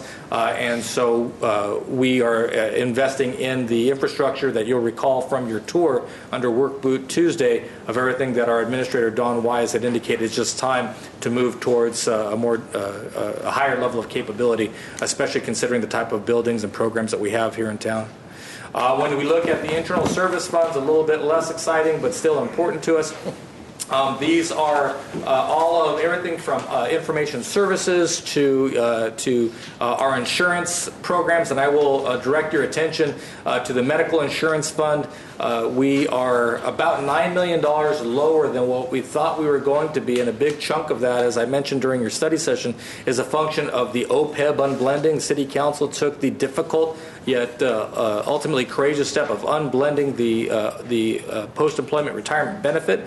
What that did is ultimately bring down the costs for you year over year actively, and so the costs continue to increase, but they increase by a significantly lower amount than what you had originally anticipated. This accrues ultimately to the city's bottom line. So again, when you look at all of the appropriations across all funds, you see that it's $836.9 million. Overall, a 2.1% increase, so we're doing our best to track along with the economy and not shoot too far ahead because we know that a correction may someday be coming. I think this slide, you've seen it many, many times. We show it to you as evidence of the fact that when you look at goal attainment through the fiscal years, you know that we are hitting the vast majority of our department strategic goals that are part of each budget, and you see that track through our key performance indicators, but the takeaway here is that we're doing it with far less employees. Investments in technology, investments in allowing employees to make more decisions and be able to streamline processes as best we can. With this coming fiscal year's budget, we are still at 1,587, and you know our stated goal is to keep that number below 1,600 as we move forward. Here you see very briefly just the categorization, not by department but by program area, an increase in public safety spending, a moderate increase in public works, utilities, and infrastructure, and a decrease, well, you see that in quality of life. Make no mistake, a big function of that is the drop-off of the CIP investments by way of the parks development impact fee that you had done this year, $16 million being dropped off as you move into the coming fiscal year, because again, those projects are all being executed now. When we look at trying to keep the organization streamlined, you know our target is making sure that personnel costs are no more than 35% of your total appropriations, non-capital, and you see here that we meet the goal, 33.5%. While it does represent a 1.5% increase from the previous fiscal year, again, our target is keeping this number below 35. We've been able to do that. Here on the general fund side, we are not quite meeting the goal. Our target is to keep personnel expenditures no more than 75% of the city's general fund. We're at 76.6, but still representing a decrease year over year. And I think as you look at what that trend is over the last couple of years, we're going certainly in the right direction. Lastly, when you look at our management to non-management ratios, our target there is to keep management no more than 25% of our cost as well as our employee count. And here you see that by way of salary, by way of actual cost, 17% of that cost is made up by managers. The rest are non-managers. We do fret from time to time about span of control, and we may look to invest in a few more key positions moving forward. By way of follow-up on fees, we spent a good deal of time, 2 different study sessions on fees. You see that the city has 2,352 fees, but the vast majority of them, no change to those fees. We deleted just a handful, another decrease to some. Increases to fees that you recall that were outside of just CPI. So 737 of those fees of the 2352 were increased by CPI only. 46 were increased by more than CPI. And the council did give clear direction that is reflected in your fee study that's part of your agenda packet about everything from fire or police alarms or false alarms to development review, design review fees for single-family homeowners, bringing that cost way down so that as people, residents, possibly have to do a redesign, they can do so without the exorbitant fee that was being levied upon them previously, and that accrues back to this council. There are some new fees that tie back to the fire department, as well as a number of fees that really are in line with filming and the rental of facilities, but the ones for the fire department, you'll recall, have to do with our brush abatement program, such that we will bring on a brush inspector, and we will be levying a fee upon those properties located in the very high fire zone. So those residents that live adjacent to the brush interface area that are most at risk for brush fire. As I mentioned, Council did direct us to reduce the amended, so the redesign for DRB submittals. We had originally recommended the higher cost that you see to the left, which is the current fee. That is what we charge today on a going forward basis as part of the budget. Council basically knocked those fees in half.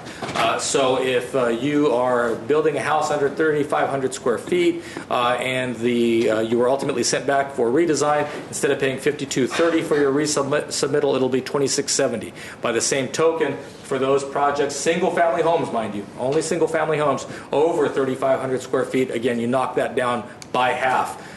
So at the end of the day, what we are recommending to you is the citywide budget and fee schedule pursuant to the several study sessions that you've had. We also, as part of this, you recall, as I mentioned previously, the creation of the Department of Innovation, Performance, and Audit, IPA, and we have to, pursuant to our rules and regulations, introduce an ordinance that would allow for the creation of that department. So that is part of your action to introduce that item. But by way of the adoption of the budget, that does not take place until June 13th, next week. And with that, I'll be happy to answer any questions that you may have. Any questions? I do. Councilmember Devine? We've talked about this before, but the budget includes the $20 million transfer from the electric fund. I just want to get it on record that we are doing this in accordance with the charter and also the court ruling on methodology. Yes, ma'am. Next week, when you vote on a budget, you'll vote on the transfer. That transfer will be in the very nuanced styling articulated by the court. And the second part of that, my question is that this transfer will not be used to drive future utility rates. Correct, ma'am. If you consider the transfer is a percentage of revenue, it's a function of the revenues. If the revenues fall, if the revenues rise, it is a function of the revenue. So the transfer itself would not drive the rates themselves. Thank you. And I just want to commend staff. This was a lot of work. I know it was a whole lot of work, and you've done a fantastic job, and I thank you and commend you for that, all of you. Thank you. Okay. Anybody else? So I'm sorry. Can we back up and address that? I want to get clear understanding of the transfer is now in compliance with the calculation of the transfer. Certainly, I would defer to my learned colleague, the city attorney. The judge had articulated the manner in which the transfer was supposed to occur, very unlike the accounting for the other enterprise funds that you saw, sewer fund, the waste fund, the electric and water funds. You notice that there was a revenue fund, a depreciation fund, and other types of ancillary funds. We have to go through a series of machinations pursuant to the court in order to make that transfer, but Mike can probably explain it better than I. And so before you answer, Mike, let me specify what it is that I'm asking. So this transfer, were we to ultimately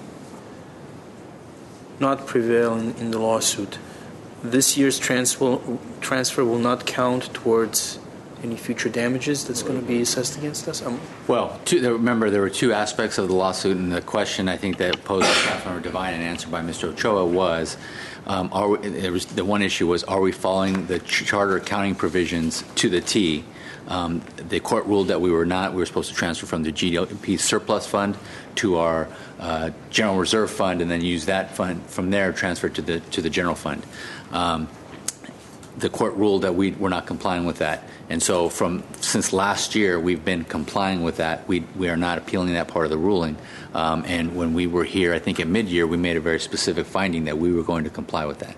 As far as the actual transfer itself. As far as the transfer as it relates to the Prop 26 lawsuit, as that appeal proceeds, if that appeal proceeds, that will be something, if the court ultimately sides with the trial court, then that will be something that would have to be, would be part of the remedy that goes back to the utility.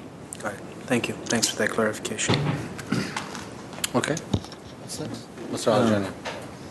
If I have questions next week, still I can ask the question before we vote, right?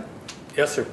So there's nothing that prevent me next week to come back and ask questions about this. No, sir. You are the policymaker. Anything else? What are we doing? This is just the hearing. The hearing, okay. Probably have a bunch of cards, don't we? Any cards? Any cards? No? The gas tax, yes. Yes, Mr. Mayor, members of the City Council, to address your question about the new tax that the legislature just passed is the road maintenance and rehabilitation account, which is going to be about $1.39 million for 17-18. For the state gas tax, we're anticipating to get about $4.2 million. So combined, together is, yes, together is going to be about $5.6 million. Right, because I remember that number. That's how they sold us to support that initiative and that tax that they wanted to increase. And they come to the mayors and they ask for their support with different resolutions and everything else. So I wanted to make sure the amount is what they promised us. Right. Okay. Thank you.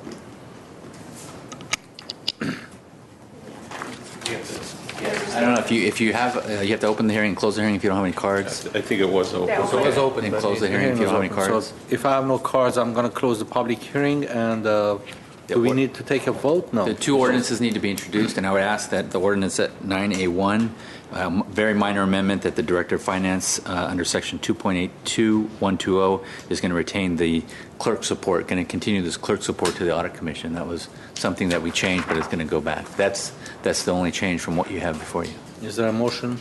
I'll introduce the ordinances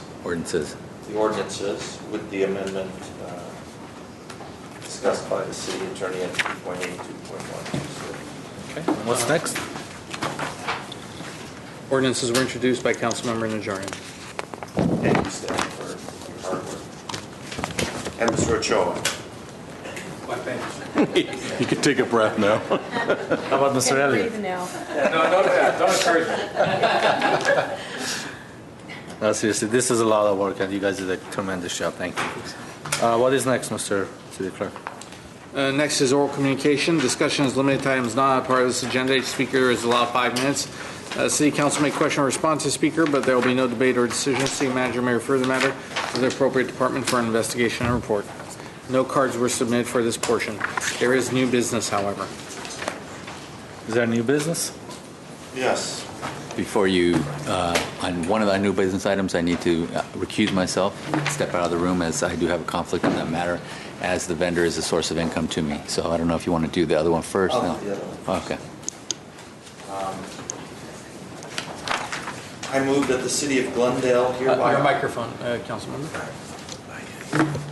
I move that the city of Glendale hereby authorizes the city attorney and outside counsel to pursue its appeal filed on May 3, 2017, to seek review of the trial court's judgment dated February 21, 2017, in the matter of Glendale Coalition for Better Government, Incorporated versus City of Glendale, Superior Court Case BS 153253, Court of Appeal Case number B282410. Excuse me. This is the appeal. This is appeal the case is the water rates case. And you need a second? I need a second and a vote on the motion I'll to appeal. Second the motion. Roll call. Council members Agajanian? No. Devine? Yes. Najarian? Yes. Sinanian? Yes. Mayor Garpetian? Yes. Mr. Mayor, let's excuse the city attorney.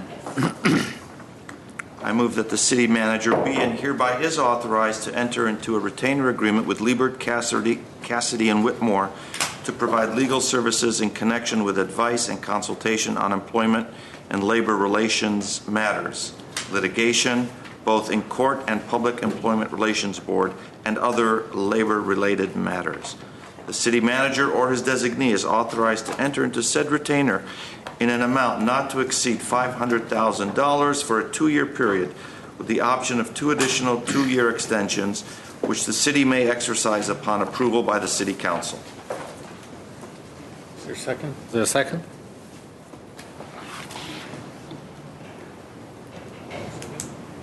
There's no second? Yes. Yeah, there's a second right there. Okay. Councilmember Agajanian? Yes. Devine? No. Najarian? Yes. Sinanian? Yes. Mayor Garpetian? Yes. Thank you. Okay. Is there a motion to, Mayor? I would like to, say yes, read the bio for Mr. Holderness. Tonight we close our meeting in the memory of Bill Holderness. Bill was a Glendale resident since 1962 and fixture on the Glendale social business and redevelopment scene for 55 years. He sought vigorously in the 1980s and 1990s to boost Glendale's profile as the leading edge of the Los Angeles Triangle. During this time, Glendale saw the onset of growth that set it on a path to the city it has become today. Bill, a good old boy from a long-standing Fort Worth, Texas family, moved to Glendale with his wife Barbara and daughter Leslie in 1962 to open the California branch of Southwestern Life. He quickly became an active member of Glendale business and society circles. Initially in the life insurance business and based in downtown Los Angeles, in 1972 he set up his own agency on North Grand Boulevard. He went on to become president of the Chamber of Commerce, president of Kiwanis, and to sit on numerous boards and committees for YMCA, Glendale Symphony, banks, and hospitals. Later, to begin working exclusively on the redevelopment of some properties he owned and involving himself in the redevelopment of the city, starting with the Old Wells department store block and then with properties on Broadway and elsewhere. In his final projects was the Exchange on Maryland Avenue. He adored the Exchange and serving his tenants and was in the element making friendly visit to the area. Despite increasing dementia and other health issues, he enjoyed nothing more than an evening out with good friends. Bill's finest legacy is perhaps that he always remained kind, thoughtful, and friendly to all and was devoted to Glendale right to the end. Bill is survived by his daughter Leslie Lou, who lives in London, England. Bill will be missed. Thank you. Is there a motion to adjourn in memory? Bill Holderness? And is there a motion to? So moved. Second? Second. Thank you. Meeting is adjourned. Thank you.